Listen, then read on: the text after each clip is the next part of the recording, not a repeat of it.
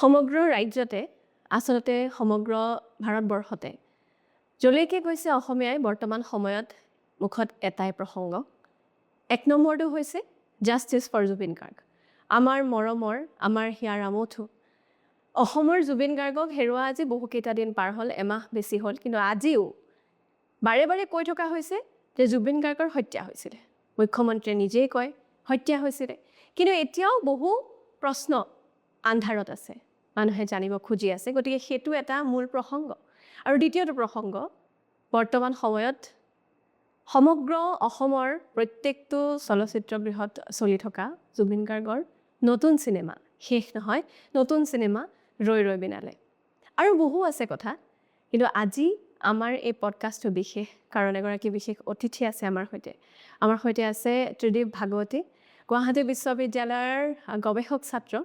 খুব ধুনীয়া কথা কয়, আৰু তাৰ লগতে এটা কথা উল্লেখ কৰিব লাগিব যে জুবিন গাৰ্গৰ সৈতেও বহু এনে কথা আছে যিবোৰে হয়তো বহুতক কন্দুৱাইছে, কেতিয়াবা হহুৱাইছে, ক'ৰবাত ত্ৰিদীপকো বহুত আমনি কৰিছে। প্ৰথমতে স্বাগতম জনাইছোঁ। ধন্যবাদ। ত্ৰিদীপ, প্ৰথম কথাটো যদিও বা উল্লেখ কৰিছোঁ জাষ্টিছ ফৰ জুবিন গাৰ্গ, কিন্তু আৰম্ভ কৰিব বিচাৰিছোঁ ৰৈ ৰৈ বিনালে। চলচ্চিত্ৰ, অসমীয়া চলচ্চিত্ৰই এনেকুৱা এটা পৰিৱৰ্তন হয়তো বিচাৰিছিলে সদায়,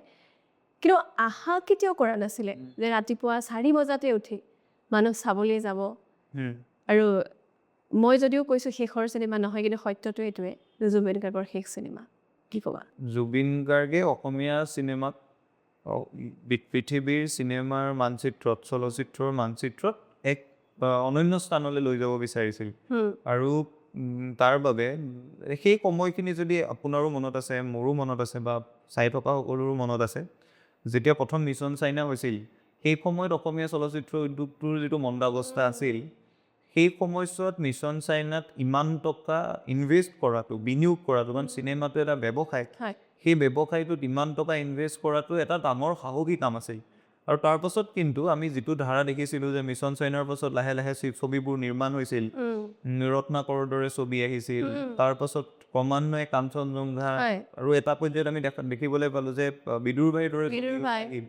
ৰঘুপতি আহিল। গতিকে সেই সময়ছোৱাত সেই গোটেই ধাৰাটো আৰম্ভ হৈছিল মিছন চাইনাৰ পৰা। গতিকে যিটো অসমীয়া চলচ্চিত্ৰ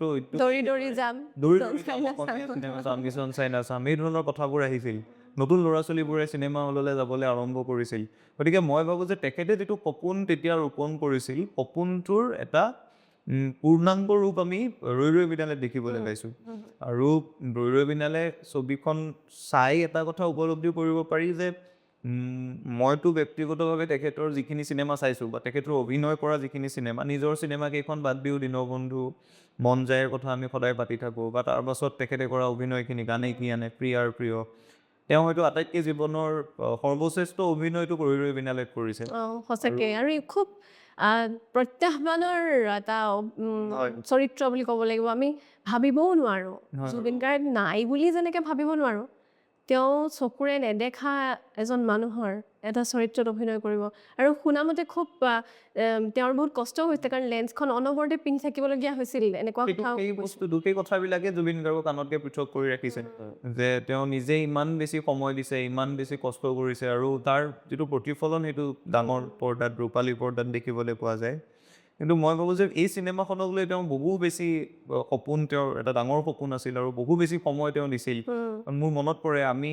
2023 চনত যেতিয়া তেওঁক এবাৰ ষ্টুডিঅ'ত লগ পাইছিলোঁ, আমি তেওঁৰ জীৱনৰ ওপৰত কুইজ এখন কৰিছিলোঁ কটনত, সেইখনলৈ মাতিব গৈছিলোঁ। তেতিয়া আমি 2-3 দিন গৈছোঁ, আমাক প্ৰায় গোটেইকেইটা দিন তেখেতে তেতিয়া ৰৈ ৰৈ বিনালেৰ যিটো নতুন ৰূপ তেওঁ দিছে চিনেমাখনত, সেই গানটো তেতিয়া কৰি আছে, আৰু সেই গানটো বাৰে বাৰে সেই গানটো শুনাই, ৰৈ ৰৈ বিনালে শুনাই তেতিয়া। গতিকে মই ভাবোঁ, আৰু তেখেতে বহুত বেছি সপোন দেখিছিল চিনেমাখনক লৈ, সেই কথাটো তেওঁৰ সৈতে সেইদিনা কথা পাতি আমি উপলব্ধি কৰিব পাৰিছিলোঁ। কিন্তু মানে কথাটো হ'ল, আমি কোনেও ভবা নাছিলোঁ নহয় যে তেওঁ মানে আঁতৰি যাব 19 তাৰিখে। গতিকে সেই কথাবোৰ মানে এতিয়া ইমান বেছি মানে অনুভৱ কৰিবলৈ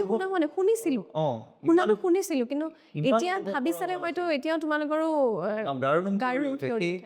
সেই কথাবোৰ ভাবি চালে এতিয়া মানে এতিয়া বেলেগ ধৰণৰ অনুভৱ এটা, কাৰণ কোনেও ভবা নাছিল তেনেকুৱা ঘটনা এটা হঠাৎ ঘটি যাব বুলি। আৰু সেইদিনা তেওঁ বাৰে বাৰে কৈছিল যে এইবাৰ চিনেমাৰ গোটেই পাব্লিচিটিটো আমি বেলেগকৈ কৰিম আমি মানে ইউনিয়নবিলাকক লৈ তেতিয়া মই কটনত ছাত্ৰ একতা সভাত আছোঁ আমি ষ্টুডেণ্টছ ইউনিয়নবোৰ লৈ কৰিম বুলি কৈছিল গতিকে মানে এটা বেলেগ ধৰণৰ তেওঁৰ এটা আকৰ্ষণ বেলেগ ধৰণৰ এটা সপোন বেলেগ ধৰণৰ এটা মানে এটা ভালপোৱা আছিল চিনেমাখনক লৈ আৰু মই ভাবোঁ যে আজি যদিও আমি এতিয়া মানে এই ধৰণৰ কথা বতৰাৰ পৰিৱেশ নাই যে আমি চিনেমাখনে কিমান উপাৰ্জন কৰিছে কিমান কৰিব সেই ধৰণৰ কথা বতৰাৰ পৰিৱেশেই নাই কাৰণ অসমৰ সৰ্বস্তৰৰ মানুহে যিদৰে ৰৈ ৰৈ বিনালে চাইছে সেই ভালপোৱাক আপুনি পৰিসংখ্যা টকা পইচাৰে কেতিয়াও হিচাপ কৰিব নোৱাৰে তথাপি মই এটা কথা ক'ব খোজোঁ যে অসমীয়া চিনেমাৰ এটা নতুন যুগ এটা নতুন অধ্যায় ৰৈ ৰৈ বিনালেৰ জৰিয়তে আৰম্ভ হৈছে আৰু তেওঁ য'ত আছে তাৰ পৰা কিন্তু এই মানুহবোৰৰ লানি নিচিঙা সোঁতটো দেখি তেওঁ কিন্তু যথেষ্ট ভাল পাইছে ফূৰ্তি পাইছে তুমি এই কথাটো শেষত তুমি বুলিয়ে কওঁ মই কাৰণ ত্ৰিদীপক মই মোৰ অনুজ হিচাপেও পাইছোঁ কটন বিশ্ববিদ্যালয়ৰ যদিওবা তেতিয়া পোৱা নাছিলোঁ কিন্তু প্ৰায় বহু বছৰেই হ'ল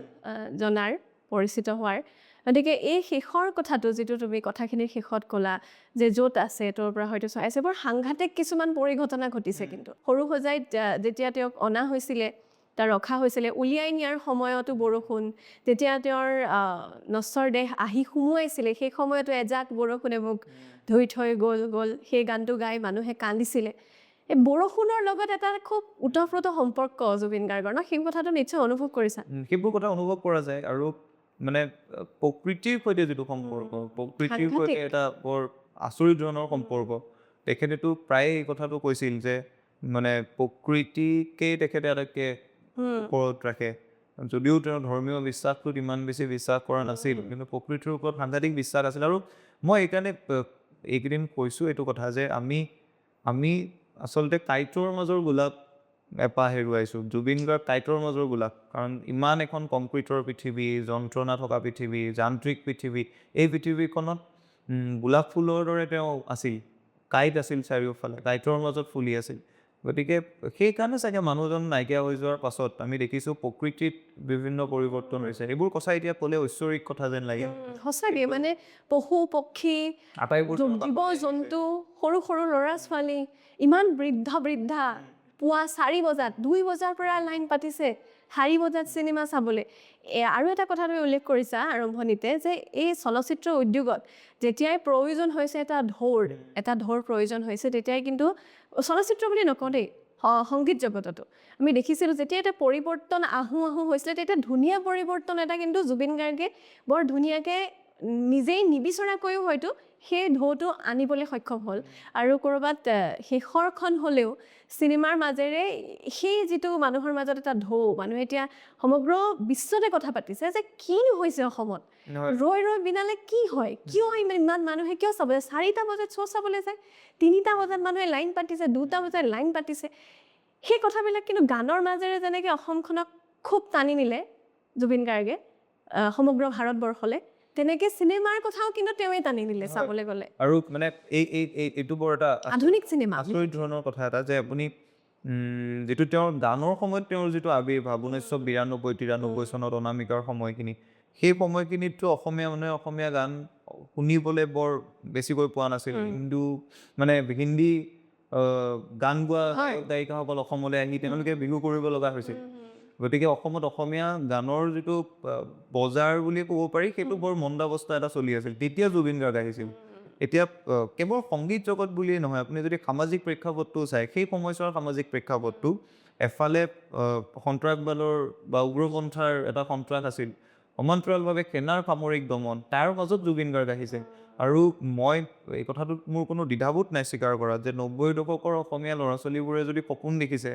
তাৰ এটা কাৰণ জুবিন গাৰ্গ কাৰণ জুবিন গাৰ্গে সেই বেয়া এন্ধাৰ সময়খিনিত আহি পোহৰ দিছে সকলোকে গানকেইটা দিছে সপোন দেখিছে আশা দিছে আৰু সপোনটো মানে এনেকুৱা সপোন নহয় যে কোনোবা একেবাৰে গায়ক হ'বই লাগিব গায়িকা হ'বই লাগিব নহয় এতিয়া জীৱনত যিসকল মানুহ প্ৰতিষ্ঠিত হৈছে তেওঁলোকক জীয়াই থকাৰ সপোন দেখিবলৈ সাহস দিছে জুবিন গাৰ্গে গতিকে মই ভাবোঁ যে সেইকাৰণে জুবিন গাৰ্গৰ সেই গুৰুত্বটো অসমৰ সমাজ জীৱনত সদায় আছে যিটো কথা বহু সময়ত জীয়াই থাকোঁতে ডাঙৰ মানুহবোৰে স্বীকাৰ কৰি নল'লে যে জুবিন গাৰ্গৰ অসমৰ সামাজিক জীৱনৰ গুৰুত্বটোৰ কথা কেতিয়াও স্বীকাৰ নকৰে তেওঁলোকে নেপাতে সেইবোৰ কথা কিন্তু আছিল গুৰুত্বটো এইবাবেই আছিল 90 দশকৰ মাজেৰে পাৰ হৈ অহা প্ৰত্যেকজন ল'ৰা ছোৱালীয়ে সপোন যদি দেখিছে সাহস যদি পাইছে জুবিন গাৰ্গৰ কাৰণে সাহসটো কিন্তু সপোন বহুত দেখুৱাইছে বহুত ক'ৰবাত মই এনেকৈ নিজৰ ব্যক্তিগতভাৱেও যিহেতু তেনেকুৱা অনুভৱ কৰিছিলোঁ খুব বেছি ভাগৰুৱা সন্ধিয়া তাত সাহস হৈ জুবিন গাৰ্গৰ গানেই বাজিছিলে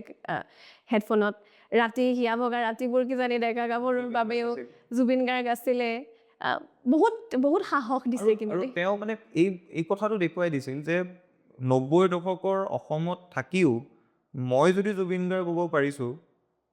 আন সকলেও নিজৰ নিজৰ জীৱনত আগুৱাই যাব পাৰিব সেইটো এটা সাংঘাতিক মেছেজ আছিল আৰু তেওঁ যিদৰে কথা কৈছিল যিদৰে সেই সময়ত তেওঁতো তেতিয়া একেবাৰে তৰুণ মানুহ এজন যিদৰে আছিল এই কথাবোৰে মানুহৰ মনত আশাবাদ দিছিল গতিকে অসমৰ সামাজিক জীৱনটোত তেওঁৰ এটা বিশেষ গুৰুত্ব আছে 90ৰ দশকটোত তাৰ পাছতো যদি আপুনি চায় যেতিয়াই অসমলৈ বিপদ আহিছে জুবিন গাৰ্গ আগুৱাই গৈছে আলফাৰ কণ্ট্ৰাক্ট হওক আলফাৰ বিৰুদ্ধে সাহসেৰে মাত মতাৰ কথাটো হওক বানপানীৰ ক্ষেত্ৰত তেখেত ৰাজপথলৈ ওলাই গৈছে আৰু কেৱল এনেকুৱা নহয় যে আৰু সেইখিনি কামৰ কাৰণে কিন্তু যদিও প্ৰয়োজন কিন্তু বহুত সমালোচিত হৈছে প্ৰত্যেকটো কামত চবেই জানে যে এইটোৰ প্ৰয়োজন আছে অনুভৱ কৰে কিন্তু যেতিয়াই ওলাই অহা দেখিছে জুবিন গাৰ্গক ইমান বেছি বানপানীৰ সময়ত ভাবক কি এনেকৈ কোৱা হৈছিল যে জুবিন গাৰ্গে বানপানীৰ সাহায্য লৈ নিজৰ গান কৰিছে তেতিয়া তেওঁ কৈছিলে যে মই ইমান মোৰ হেৰি নাইকিয়া হোৱা নাই মোৰ ইমান পইচা নাইকিয়া হোৱা নাই যে মানুহৰ দুখৰ পইচাবোৰ লৈ বানপানীৰ বাবে সাহায্য লৈ মই নিজৰ বাবে ব্যৱহাৰ কৰিম জুবিন গাৰ্গৰ সেই বেয়া দিন অহা নাই আৰু তাতকৈ ডাঙৰ কথাটো হ'ল যে জুবিন গাৰ্গ ওলাই নোহোৱাকৈও থাকিব পাৰিলে কাৰণ আপুনি এইটোতো অপ্ৰিয় সত্য কথা এটা এতিয়া আমি ভাৰতৰ যিবোৰ ডাঙৰ ডাঙৰ ষ্টাৰ আমি চিনি পাওঁ আকোতো আমি সামাজিক দায়বদ্ধ হিচাপে থকাটো আমি নেদেখোঁ কাকোৱে নেদেখোঁ একদম এই সময়খিনিত কিন্তু তেওঁলোকেও অনুভৱ কৰিছে যে এজন শিল্পীৰ কিমান শক্তি গতিকে জুবিন গাৰ্গেতো কৰিছিল জুবিন গাৰ্গৰতো কোনো প্ৰয়োজন নাছিল বানপানীত যেতিয়া অসম ডুবি থাকে জুবিন গাৰ্গ ওলাই অহাৰ প্ৰয়োজন নাই যেতিয়া বোমা বিস্ফোৰণ হয় তেওঁ গান নতুনকৈ ৰচনা কৰাৰ প্ৰয়োজন নাই অসমীয়া চিনেমাৰ উদ্যোগটো বেয়া তেওঁতো মুম্বাইত থাকি যাব পাৰিলেহেঁতেন আৰু মুম্বাইত থাকিলে আজি চাগে আমি তেওঁক আৰু বেছি বলিউডত ভাল কাম কৰা দেখিলোহেঁতেন আচলতে তেওঁ অসমলৈ ঘূৰি অহা কাৰণটোতো অসম প্ৰেমটো মুম্বাই এৰি অহা কাৰণটোতো এটা তীব্ৰ অসম প্ৰেম তেওঁৰ বুকুত থকা গতিকে এই কথাবোৰ এতিয়া যেতিয়া পুনৰবাৰ ভাবি চোৱা গৈছে আকৌ মানুহে ভাবিছে সেইবাবে চাগে এটা কথা আমি দেখিবলৈ পাইছোঁ তেওঁ জীয়াই থাকোঁতে বা এতিয়াও আমাৰ মতেতো জীয়াই আছে তেওঁৰ সেই সময়ছোৱাত তেখেতক যিখিনি মানুহে সমালোচনা কৰিলে কটুকে ক'লে আৰু মই কেৱল এটা কথা এইকেইদিন স্পষ্টকৈ কৈছোঁ মই আজিও ক'ম জুবিন গাৰ্গক সমালোচনা কৰাৰ অধিকাৰটো তেওঁ সকলোকে দিছে মোকতো তেওঁ ব্যক্তিগতভাৱে সমালোচনা কৰাৰ পাছত মোক ঘৰলৈ মাতি নি তাৰ পাছতহে মোৰ তেওঁৰ লগত সম্পৰ্ক হৈছিল কিন্তু জীয়াই থাকোঁতে তেওঁ বহুতে ইটিকিঙো কিন্তু কৰিছিল সমালোচনা এটা বেলেগ কথা ইটিকিং এটা বেলেগ কথা সেই মানুহখিনিকো কিন্তু অসমীয়া মানুহে চিনি থ'ব লাগে কাৰণ মই আপোনাক একেবাৰে খোলাকৈ এটা কথা ক'ব খোজোঁ ডক্টৰ ভূপেন হাজৰিকাৰ যেতিয়া 52 বছৰ 53 বছৰ তেতিয়া ডক্টৰ ভূপেন হাজৰিকাই পদ্মশ্ৰী পাইছিল জুবিন গাৰ্গৰ বাবে চাগে সেই সময়খিনি আৰম্ভ হ'লহেঁতেন ৰৈ বিনালে তেওঁ যেনেকুৱা অভিনয় কৰিলে ইয়াৰ পাছৰ চিনেমাখিনিত চাগে তেওঁ আৰু ভাল অভিনয় কৰিলেহেঁতেন আৰু এটা ভাল চিনেমা আমি পালোহেঁতেন গতিকে জীয়াই থাকোঁতে আমি মানুহবোৰক ইমান বেছি কষ্ট দিওঁ আপুনি যদি 53 বছৰলৈকে ভূপেন হাজৰিকাই পোৱা সমালোচনাখিনিও ভাবে হয়তো প্ৰায় সমপৰ্যায়ৰ তেতিয়াতো ফেচবুক ছ'চিয়েল মিডিয়া নাছিল গতিকে আৰু বেছি হৈ যোৱা নাছিল কাৰণ এতিয়াতো ট্ৰল কৰি একেবাৰে উৎপাত লগাই দিয়া হয় গতিকে মই ভাবোঁ যে অসমীয়া মানুহে এই শিক্ষাটোও কিন্তু ল'ব লাগে যে জীয়াই থাকোঁতে মানুহক সন্মান দিয়া আৰু মানে 2-3টা লাইক 2-3টা ভিউজ অকণমান প্ৰচাৰ অকণমান পাব্লিচিটিৰ কাৰণে এই মানুহবোৰৰ মনত দুখ দিব নালাগে জুবিন গাৰ্গে এই কথাবোৰতো মই নাভাবোঁ তেওঁ যদিও এটা শিশুসুলভ চৰিত্ৰ এটা আছিল তেওঁ সকলোকে মৰম কৰিছিল ভাল পাইছিল আমনিটো পাইছিল এই কথাবোৰ দেখি আমনি পাইছিল আৰু সেই কথাবোৰ এতিয়া ভাবি বেয়া লাগে কিন্তু মই এটা কথাই ভাবোঁ যে আমাক নিজকো অলপ প্ৰশ্ন কৰি চাব লাগে আমি নিজৰ পুৰণা কথাবোৰ ভাবি চাব লাগে আমি কি কৈছিলোঁ মই কোৱা নাই দে সমালোচনা কৰিবই নালাগে মইতো নিজে কৰিছোঁ এজন ব্যক্তিৰ ভাল বেয়া সকলো থাকিব তাৰ পাছতো তেখেতক এই পৰ্যায়ত যিবোৰ কথা যি মানুহবোৰে কৈছিল সেই মানুহবোৰে অন্ততঃ নিজক এবাৰ সুধি চাব লাগে যে আমি কৰিছিলোঁ কি আৰু এতিয়া যিটো আমি ৰূপ দেখিছোঁ এই ৰূপটো দেখি মই নাভাবোঁ তেওঁলোকে নিজৰ কথাত এতিয়াও অটল হৈ থাকিব বুলি আৰু বহুত এইখিনি কথাক লৈও আৰু বহুত কথা আছে মানে এতিয়াও জুবিন গাৰ্গ নাইকিয়া হৈ যোৱাৰ পিছতো বহুত মানুহে হয়তো এতিয়াহে বুজি পাইছে যে এই যে এখন প্ৰতিযোগিতাত তেওঁলোক নামিছিল যেনেকৈ এতিয়া কৈ থকা হৈছে যে জুবিন গাৰ্গ হ'বলৈ চেষ্টা কৰিছে তেতিয়াও সকলোৱে ভাবিছিলে তইনো কি তইনো কোন তেনেকুৱা এটা প্ৰসংগতে তেওঁলোকে হয়তো বাৰে বাৰে এনেকুৱা কথাবিলাক কৈছিল। কিন্তু আমি আকৌ যদি ঘূৰি আহোঁ, এতিয়া এখন আইনী যুঁজ সমান্তৰালকৈ চলি আছে। আমি দেখিছোঁ বহুত প্ৰশ্ন উত্থাপন হৈছে। SITৰ যেনেধৰণে তদন্ত আগবাঢ়িছে, বহুকেইখিনি মানুহক প্ৰশ্ন কৰিবলৈ তেওঁলোকে মাতিছে হয়, কিন্তু এটা কথা আৰু মন কৰিব লাগিব যে তাত বহুত আশাৱাহ মানুহে দেখিছে, সকলোৱে আস্থাও দেখুৱাইছে যে হয়তো আমি এটা উচিত তদন্ত, উচিত ন্যায় আমি নিশ্চয় আশা কৰাৰ ধৰণে পাম, কাৰণ সেইটোৱে আমাক আগুৱাই লৈ গৈ আছে, নহ'লেতো আৰু অৰাজক হৈ যাব। কিন্তু তথাপিও বহুত প্ৰশ্ন আছে। ত্ৰিদীপ, কি ক'ব বিচাৰিবা যে বহুতক মতা হৈছে, কিন্তু যিখিনি ছিংগাপুৰৰ য়ট পাৰ্টিটো বুক কৰা মানুহ আছিলে, তেওঁলোক আহিলে, ৰাজকীয়ভাৱে তেওঁলোক গুচি গ'ল, খুব ধুনীয়াকৈ মিডিয়াত বাইট দিলে, আৰু এতিয়া বৰ্তমান তেওঁলোক নিশ্চিন্তভাৱে হয়তো আমাতকৈ অন্ততঃ বহুত বেছি নিশ্চিন্তভাৱে শুব পাৰিছে, খাব পাৰিছে। মই এই কথাটোৱে ভাবোঁ প্ৰতিভা, যে সেই ৰাতিটোত কি হৈছিল, 19 তাৰিখৰ ৰাতিটোত কি হৈছিল, 19 তাৰিখৰ ৰাতিপুৱাটোত কিয় জুবিন গাৰ্গক লৈ যোৱা হৈছিল, জুবিন গাৰ্গে মেডিচিন লৈছিল নে নাই, নে জুবিন গাৰ্গক সেই তাত জোৰ জবৰদস্তি কৰা হৈছিল, এই যিকেইটা মৌলিক প্ৰশ্ন, এই প্ৰশ্নকেইটাৰ উত্তৰটো অসমীয়া মানুহক দিবই লাগিব। আৰু মই এটা কথা একেবাৰে অন্তৰৰ পৰা বিশ্বাস কৰোঁ, জুবিন গাৰ্গ জীয়াই থাকোঁতে তেখেত অসমৰ আটাইতকৈ ডাঙৰ শক্তি আছিল, মৃত্যুৰ পাছতো তেখেতেই অসমৰ আটাইতকৈ ডাঙৰ শক্তি। তেখেত জীয়াই থাকোঁতে তেখেতে মাতিলে সকলো ওলাই আহিছিল, এতিয়াও সকলো ওলাই আহিব। গতিকে অসমৰ যিকোনো ৰাজনৈতিক দল, যিকোনো ৰাজনৈতিক নেতা এই কথাটো ভবাটোৱে ভুল যে এই কথাবোৰ মানুহে পাহৰি যাব নেযায়। আৰু আপুনি যিদৰে কৈছে যে মানুহে আঁকুৱাত আছে বুলি অভিযোগ কৰিছে, সেইবোৰতো ৰাজহুৱা অভিযোগ, সেই অভিযোগবোৰৰ কথা তেওঁলোকে শুনিবই লাগিব চৰকাৰে। আৰু মানুহৰ মনত সন্দেহ থাকি যাবই নোৱাৰে জুবিন গাৰ্গৰ সৈতে সেই সময়খিনিত কি হৈছিল, এই কথাখিনি পোহৰলৈ অহাৰ পাছত মানুহৰ অন্তৰত সন্দেহ থাকিব নালাগে। মানুহে গমেই পাব লাগিব, অসমৰ প্ৰত্যেকজন মানুহে বুজি পাব লাগিব যে অমুক অমুক ঘটনা হৈছিল। এই কথাখিনি বুজোৱা দায়িত্বটো কাৰ? বুজোৱা দায়িত্বটো হ'ল তদন্তকাৰী সংস্থা, চৰকাৰৰ। তাৰ মাজত যদি কোনোবাই ৰাজনীতি কৰি কথাবোৰ আৰু পাক লগাই দিব বিচাৰিছে, সেই কথাবোৰতো অসমৰ সৰু মানুহবোৰে চাই আছে। আৰু জুবিন গাৰ্গ যিদৰে অসমৰ ডাঙৰ মানুহবোৰৰ লগতো উঠা বহা কৰাৰ ফটো আছে, জুবিন গাৰ্গটো সকলোৱে ভাল পাইছে, কিন্তু ডাঙৰ মানুহবোৰৰ কাৰণে যিজন জুবিন গাৰ্গ, সৰু মানুহৰ কাৰণে কিন্তু তেওঁ জুবিন দা, আৰু প্ৰত্যেকজন সৰু সৰু মানুহৰ অন্তৰত জুবিন দা সোমাই আছে। একেবাৰে আমি যদি কওঁ যে আমাৰ ৰাস্তাত চলা ফিলা কৰি থকা, ৰিক্সা চলোৱা, ঠেলা চলোৱা মানুহজনৰ অন্তৰতো জুবিন দা আছে, সাধাৰণ পদবতৰ দোকানীজনৰ অন্তৰতো জুবিন দা আছে। আৰু আটাইতকৈ মন কৰিবলগা কথাটো জুবিন গাৰ্গে যাক এবাৰ লগ পাইছে, সকলোৰে লগত এটা লগ নোপোৱাখিনিৰ লগতো আছে আচৰিত ধৰণে, যোনে এবাৰ প্ৰগ্ৰেম চাবলৈও গৈছে তেওঁৰ এটা কাহিনী। গতিকে এই মানুহবোৰে নেপাহৰে। আকৌ চৰকাৰেও এটা কথা পাহৰিব নালাগে, বিৰোধীও পাহৰিব নালাগে, যে এই মানুহবোৰে কিন্তু সকলোকে চকু দি আছে। মানে ধৰক তেওঁলোকে আমাৰ নিচিনা পডকাষ্টত অহা নাই, ডগছলৈ যোৱা নাই, ফেচবুকত লিখা নাই, কিন্তু সৰু সৰু মানুহবোৰে সকলো কথাৰ গম হিচাপ ৰাখি আছে। গতিকে সকলোৱে সাৱধানে তদন্ত প্ৰক্ৰিয়াটো নিকপকপীয়াকৈ শুদ্ধকৈ আগুৱাই নিব লাগে, মানুহে বিচৰা ধৰণে তদন্ত প্ৰক্ৰিয়াটো আগুৱাব লাগে, আৰু আইনে যাতে কোনো ধৰণৰ কুৰুঙাটাত নেপায়, চাৰ্জশ্বিটখন যাতে ভাল হয়, সেই কথাত চকু দিব লাগে। কাৰণ এওঁলোকতো প্ৰভাৱশালী মানুহে, বাচি যাব পাৰে, সাৰি যাব যাতে নোৱাৰে, তাৰ বাবে কাম কৰিব লাগে। কিন্তু মই নাভাবোঁ যে এই কথাটোক লৈ অসমত ৰাজনীতি কৰি ৰাজনীতিকসকলে যদি পাপ কৰে,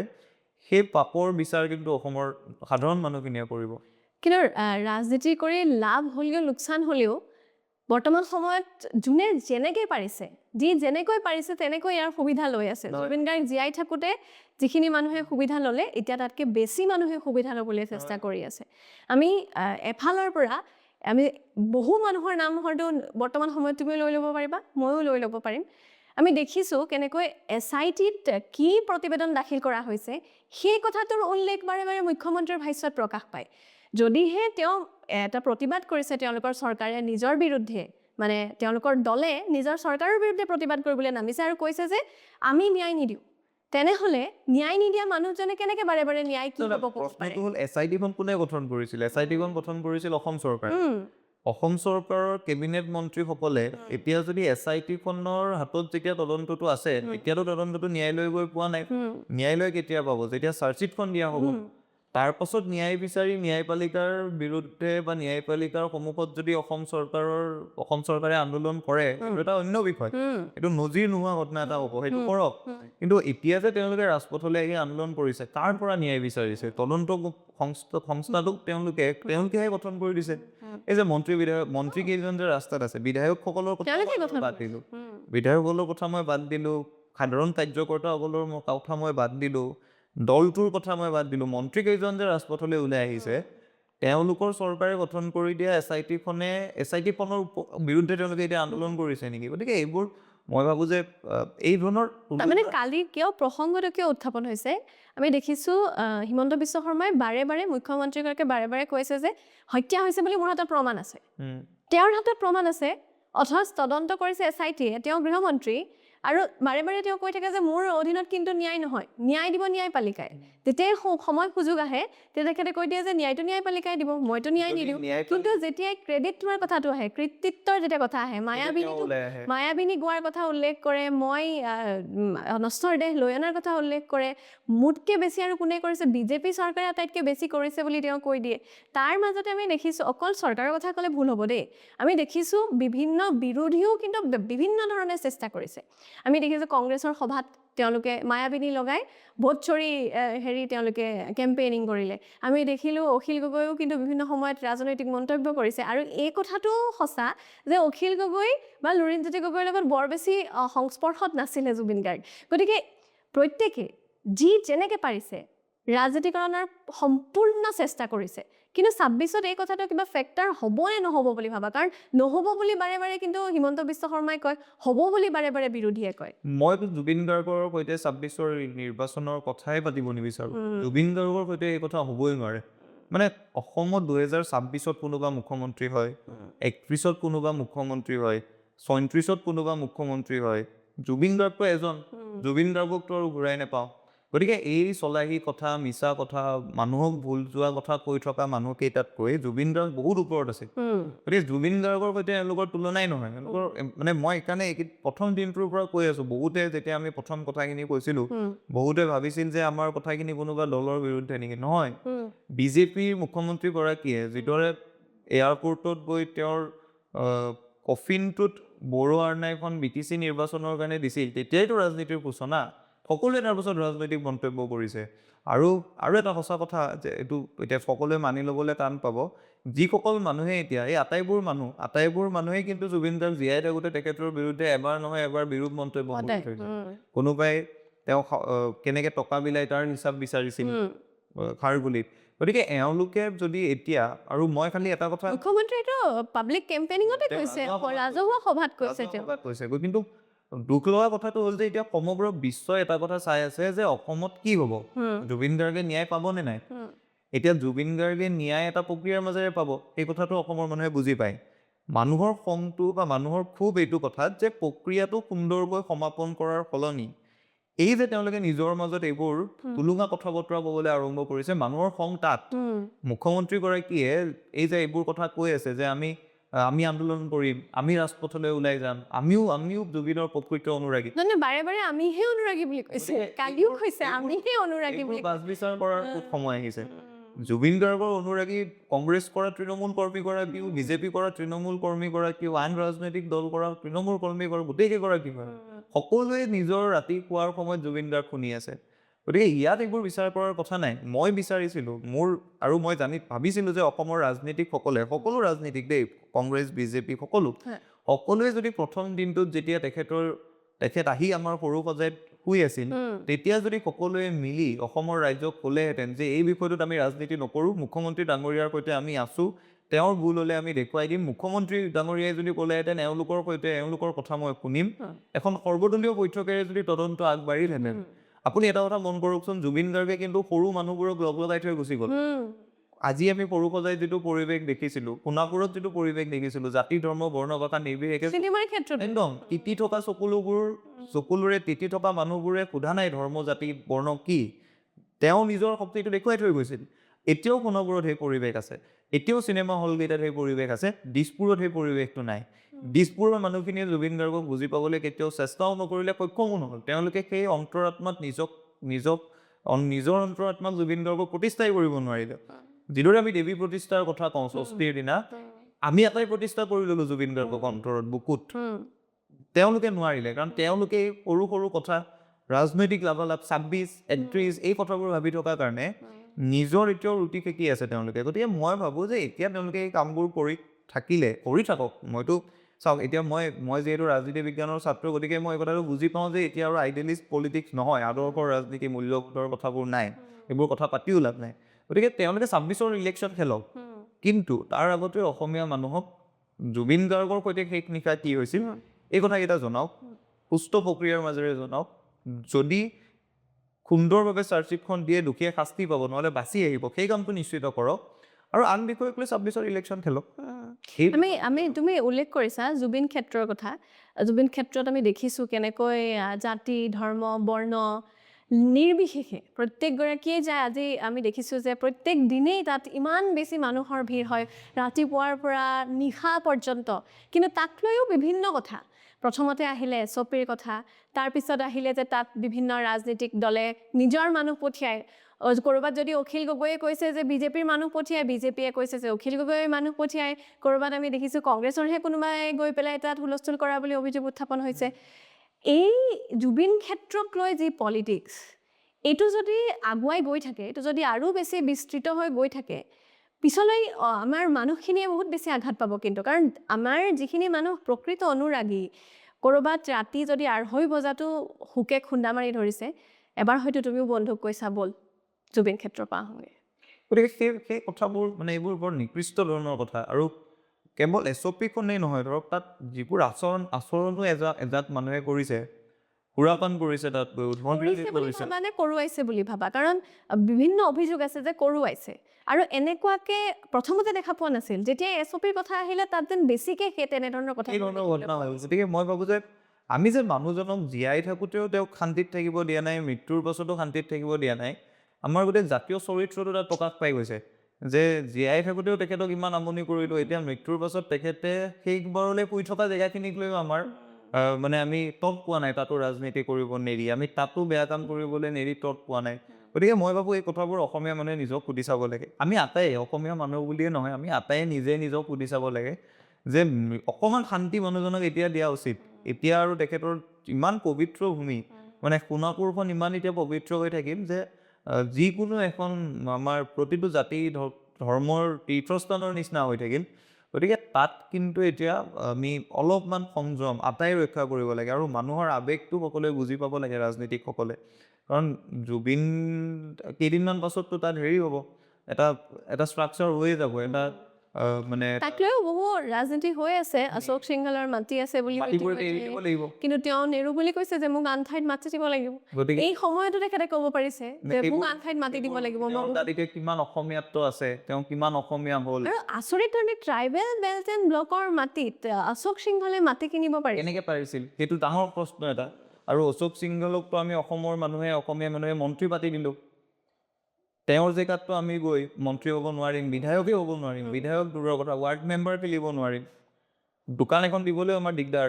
তেওঁকতো আমি মন্ত্ৰী পাতি থৈছিলোঁ এতিয়াতো তেওঁ এইবিলাক কথা ক'লে নহ'ব তেওঁকতো আমি অসমীয়া হিচাপে ভাবি আছোঁ তেওঁহে অসমীয়াত্বটো দেখুৱাৰ সময় তেওঁ মাটিখিনি যদি এৰি নিদিয়ে যিটো কথা গৰিমা বৈও কৈছে মাটি যদি কাৰোবাৰ আছে এৰি দিব লাগে যিটো কথা কমিটিৰ মানুহবোৰেও কৈছে মাটি যদি কাৰোবাৰ আছে এৰি দিব লাগে এৰিটো দিবই লাগিব এইটো অসমীয়া মানুহৰ প্ৰাণৰ কথা দিবই লাগিব তেওঁ ভাল পাব লাগিছিল এনেকুৱা এটা ক্ষেত্ৰত মাটিখিনি এৰি দিবলৈ পাবলৈ তেওঁৰ কিমান এটা ধুনীয়া মানুহৰ মাজত এটা সাংঘাতিক ধৰণৰ একচেপ্টেঞ্চ এটা আহি গ'ল মানে মন্ত্ৰী পাতিলো বহুতখিনি ইতিমধ্যে তেখেতক গ্ৰহণ কৰি লোৱা হৈছে তেওঁ আহি বিধায়ক হ'ল অসমত তেওঁ তাৰপিছত মন্ত্ৰী হ'ল কোনোদিনটো আমি তেওঁক প্ৰশ্ন কৰা নাই আপুনি অসমীয়া হয় নহয় আজি তেওঁ আমাক কিয় এই ধৰণৰ ছবি এখন দেখাইছে যে মাটিখিনি মই এৰি নিদিওঁ জুবিন গাৰ্গটো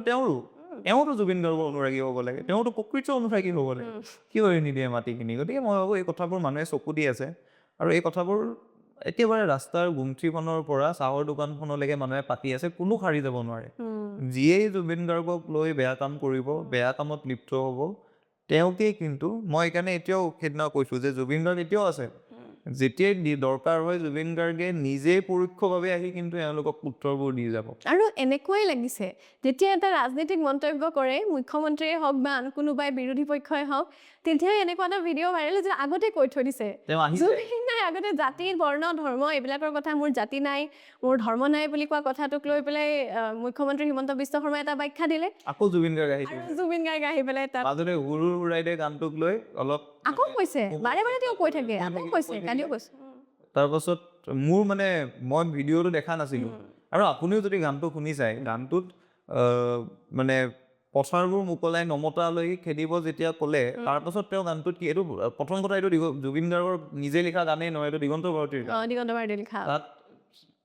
প্ৰথম অন্তৰাটোত জুবিন গাৰ্গে ক'লে যে কোনোবা কোচ কোনোবা ভূঞা কোনোবা কোন আদিবাসী কোন পাহাৰীয়া, মানে সকলো জাতি আমি বাদ দি অসমীয়া হৈ জীয়াই থাকিব লাগে। মানে দুটা কথা এটাতো অবৈধ অনুপ্ৰৱেশকাৰীখিনিক খেদিব লাগে, দ্বিতীয়তে আমি আটায়ে মিলি অসমীয়া জাতিসত্তাটো জীয়াই ৰাখিব লাগে, খিলঞ্জীয় মানুহখিনি একত্ৰিত হ'ব লাগে। মাজতে টুইষ্ট কৰি গোটেই গানটোৰ প্ৰথম কথাখিনি কোৱা হ'ল, দ্বিতীয় কথাখিনি কোৱা নহ'ল।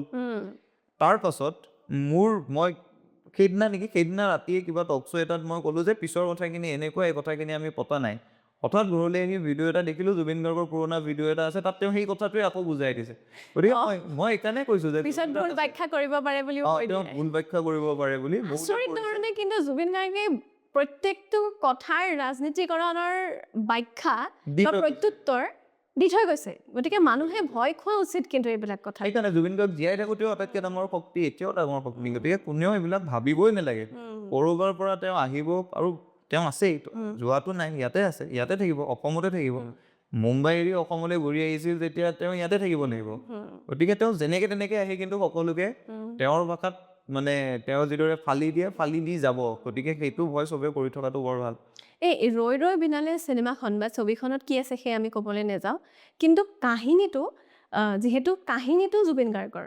আমাৰ চিত্ৰনাট্য লিখিছে ৰাহুল গৌতমে, কিন্তু কাহিনীটো বৰ আচৰিত ধৰণে প্ৰত্যেকটো কথা সাঙুৰি পেলাইছে দেই। আৰু মই আচৰিত হ'লোঁ কেনেকৈ নিষিদ্ধ ঘোষিত এটা সংগঠনৰ কথাও কিন্তু তাত উল্লেখ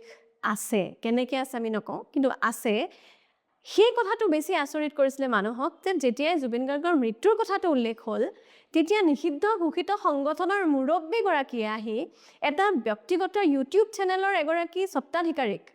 তেওঁক আহি ক'বলৈ তেওঁ পাৰিলে, তেওঁ নিজেই সেই কথাটোৰ কাৰণে সাহস কৰিলে বুলি ক'ব লাগিব, যে জুবিন গাৰ্গে সাংঘাতিক ধৰণৰ হতাশগ্ৰস্ততাত ভুগিছিল, গতিকে তেওঁ ডিপ্ৰেশ্যনত পৰি হয়তো আত্মহত্যা কৰিছে। গতিকে তেনেকুৱা ধৰণৰ মন্তব্য দিব পৰাকৈ আমি বা অসমীয়া অনুৰাগী, জুবিন গাৰ্গ অনুৰাগী অসমীয়া মানুহে হয়তো এনেধৰণৰ সংগঠনৰ মুৰব্বীবিলাকক কেতিয়াও দিয়া নাই। মই আপুনি যিটো ইণ্টাৰভিউৰ কথা কৈছে মই এইটো দেখা নাই, কিন্তু ময়ো শুনিছোঁ কথাটো, বিভিন্ন ঠাইত বহুতে লিখাও দেখিছোঁ। নাই, কথাটো একেবাৰে স্পষ্ট। চাওক, জুবিন গাৰ্গৰ, মই যে একেবাৰে প্ৰথমৰ পৰা কৈ আছোঁ, জুবিন গাৰ্গৰ সৈতে এওঁলোকৰ তুলনাই নহয়, কাৰো তুলনা নহয়। মানে 52-53 বছৰ জীয়াই থাকি অসমখনক জুবিন গাৰ্গে যিদৰে সমৃদ্ধ কৰি থৈছে, বহু মানুহে, কোনেও বেয়া পাব নালাগে, বহু মানুহে নিজে 60-70 বছৰ জীয়াই থাকিও অসমখনক ইমান একো দিব পৰা নাই। আমাৰ উত্তৰ প্ৰজন্মকেইটাকতো একো দিব পৰা নাই। গতিকে এই ধৰণৰ মন্তব্য কৰিবই নালাগে। এতিয়া আপুনি যিগৰাকী ব্যক্তিৰ কথা কৈছে, তেওঁতো হয়তো জুবিন গাৰ্গক সৌ শৰীৰে জীৱনত লগেই নাই পোৱা, হয়তো এবাৰ বা দুবাৰ পাইছে নাই মই নাজানো। তেওঁ তেনেকুৱা ধৰণৰ মন্তব্য এটা দি বিভ্ৰান্তি কৰিব নালাগে। যিগৰাকী মানুহে এটা সময়ত জুবিন গাৰ্গক প্ৰাণে মৰাৰ তেওঁলোকৰ সংগঠনে ভাবুকি দিছে, সেইগৰাকী ব্যক্তি আহি তেওঁলোকৰ সৈতে ৰাস্তাটোৰতো জুবিন গাৰ্গৰ, তেওঁলোকৰ যিটো বাট, সেই বাটটোৰ সৈতে জুবিন গাৰ্গৰ বাট বেলেগ হয়েই। সম্পূৰ্ণ 2019 চনত তেওঁলোকলৈ জুবিন গাৰ্গে যিখন চিঠি লিখিছিল, চিঠিখনৰ কথা মোৰ মনত পৰিছে, তাত তেওঁ লিখিছিল যে আমি এতিয়া এই ধৰণৰ বাটেৰে যাবই নোৱাৰোঁ, আমাৰ এতিয়া আমাক প্ৰগতিৰ বাট লাগে, আমি খেতি কৰিব লাগে, এই ধৰণৰ কথা জুবিন গাৰ্গে লিখিছিল। গতিকে মই ভাবোঁ যে এই মানুহজনক এতিয়া আকৌ দূৰৰ পৰা, মানে বহু দূৰত থাকি তেওঁৰ বিষয়ে এক্সপাৰ্ট কমেণ্ট দি থকাটো উচিত নহয়। আৰু এই ধৰণৰ কথা এইবিলাকৰ মই আচলতে তোমাক সোধাৰ উদ্দেশ্যটো এইটোহে, যে হঠাতে আহি এনেকৈ এজন ব্যক্তিয়ে কিছু মন্তব্য প্ৰকাশ কৰিছে, মাজত আমি দেখিছোঁ বিভিন্ন ধৰণে এটা ডিষ্ট্ৰেকশ্যন, #JusticeForJubin Garg এতিয়াও অব্যাহত আছে, বহু মিলিয়ন ইতিমধ্যে পাৰ কৰিছে। সেই কথাবিলাকৰ পৰা আঁতৰাই আনিবৰ কাৰণে এটা চক্ৰান্ত যেন অনুভৱ মানুহে কৰিছে। এতিয়া আপুনি যদি চাই, অসমৰ বহু মানুহে এই অভিযোগটো কৰিছে যে তেওঁলোকক চৰকাৰে নিয়োগ কৰিছে নেকি তেওঁলোকে কিন্তু নিজৰ যিটো ক্ৰেডিবিলিটি নিজৰ যিটো তেওঁলোকৰ গুণ দোষ বা তেওঁলোকক যদি কোনোবাই এতিয়াও অন্য চকুৰে চাই আছিল সেইবোৰ নাইকিয়া কৰি পেলাইছে কিন্তু গতিকে মই ভাবোঁ যে এই ধৰণৰ তুলুমা কথা দূৰত বহি কৈ থাকিব নালাগে তেওঁলোকেও আহ্বান কৰক চৰকাৰক যে ন্যায় দিব লাগে আৰু জুবিন গাৰ্গৰ ক্ষেত্ৰত আত্মহত্যাৰ দৰে বিষয়বোৰ অনাটো তেখেতক আকৌ অপমান কৰা সেই অপমান কৰাৰ সাহস কোনেও কৰিব নালাগে জুবিন গাৰ্গে আত্মহত্যা কৰা বুলি কৈ দি জুবিন গাৰ্গক আকৌ অপমান কৰি থাকে নহয় মানুহবোৰে গতিকে ইমান সাহস বুলিতো মই নকওঁ দুঃসাহস এওঁলোকে জীয়াই থাকোঁতেও মানুহজনক শান্তি দিয়া নাই এতিয়াও তেওঁক ব্যৱহাৰ কৰিব বিচাৰে গতিকে মই ভাবোঁ এই মানুহবোৰক অসমৰ মানুহে এই মানুহবোৰকো চিনি থ'ব লাগে দূৰত বহি এক্সপাৰ্ট হোৱা মানুহবোৰকো আৰু এই যে পেপাৰে পত্ৰই টিভিয়ে পৰ্দাই তেওঁলোক ওলাই আহি আকৌ এই ধৰণৰ কথা কয় আৰু তাৰপাছত ভাবে যে অসমৰ এতিয়াৰ প্ৰজন্মই তেওঁলোকৰ কথাবোৰকো দেৱবাণী হিচাপে গ্ৰহণ কৰি থাকিব সেই ধৰণৰ ভ্ৰান্ত ধাৰণাবোৰ তেওঁলোকে মনৰ পৰা আঁতৰাই দিব লাগে এতিয়া তেওঁলোকক আৰু সেই ধৰণে অসমৰ মানুহে এতিয়া গ্ৰহণ কৰি থকা নাই উঠি অহা প্ৰজন্মক এতিয়াই গ্ৰহণ কৰি থকা নাই সেইটো বুজি পাব লাগে আৰু তাৰ লগতে তুমি প্ৰথম কথাটোতে উল্লেখ কৰিছিলা জুবিন গাৰ্গৰ কথালৈ আকৌ ঘূৰি আহিছোঁ যিটো প্ৰসংগত মই ভাবোঁ যে বৰ বিশেষ আমি কথা পাতি ৰাম নাই এগৰাকী নিষিদ্ধ ঘোষিত সংগঠনৰ মুৰব্বীয়ে কোনো অধিকাৰেই নাই তেখেতৰ জুবিন গাৰ্গৰ সম্পৰ্কত মাত মতাৰ কাৰণ জুবিন গাৰ্গ হোৱাটো কাৰো সাধ্য নায়েই জুবিন অনুৰাগী হ'বলৈও বহুত এখন সঁচা অন্তৰ লাগিব আৰু অনুভৱী এখন হৃদয় লাগিব যিটো ইমানবোৰ মানুহৰ হত্যা কৰা এটা সংগঠনৰ মুৰব্বীগৰাকী হয়তো কেতিয়াও হ'ব নোৱাৰে গতিকে সেই কথাটোৰ পৰা আঁতৰি আহিছোঁ আকৌ মই জুবিন গাৰ্গৰ প্ৰসংগলৈ আহিছোঁ প্ৰত্যেকটো কথাই জুবিন গাৰ্গৰ কিন্তু তথাপিও কুইজ পাতিছিলা জুবিন গাৰ্গৰ বিষয়ক এখন বৰ ধুনীয়া কুইজ ত্ৰিদীপে পাতিছিলে ত্ৰিদীপৰ লগত আৰু বিভিন্নজন আছিলে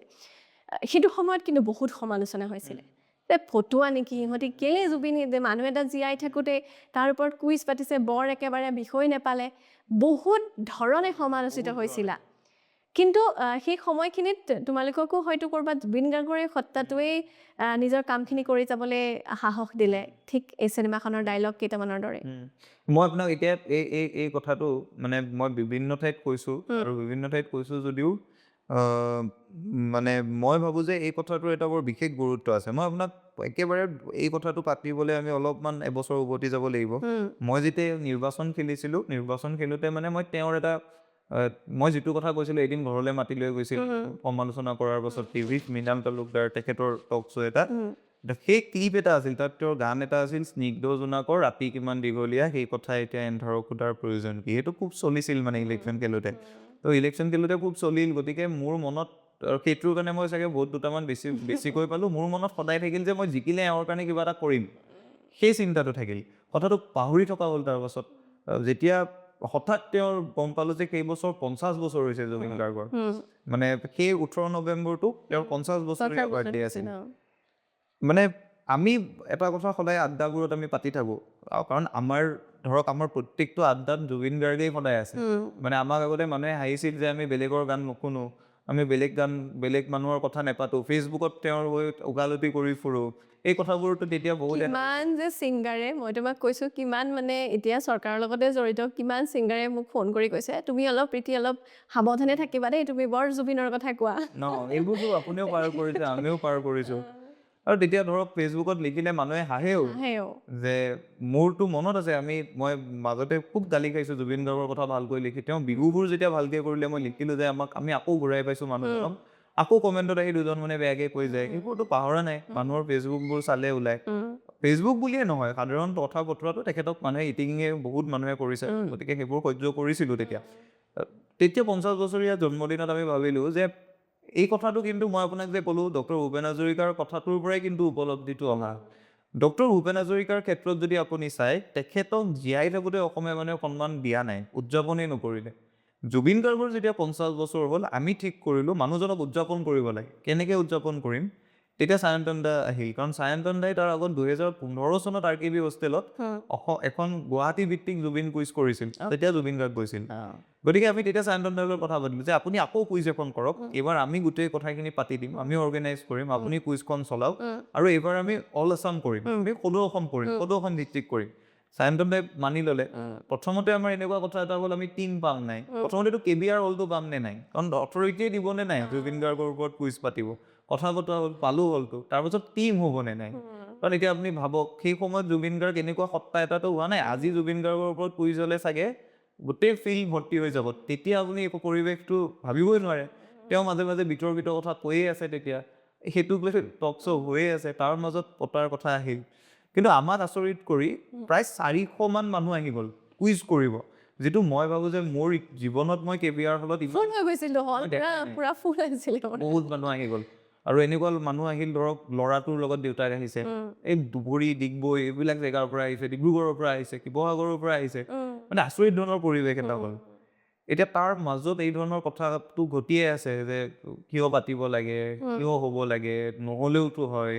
জুবিন গাৰ্গক প্ৰয়োজন আৰু কটনৰ দৰে ঠাইত কিয় মাতিব লাগে এই কটনটো মতা আৰু ইমান সৰু সৰু ল'ৰাকেইটাই কি দৰকাৰ পাতিবলৈ এই কথাবোৰতো আছে চলিয়ে আছে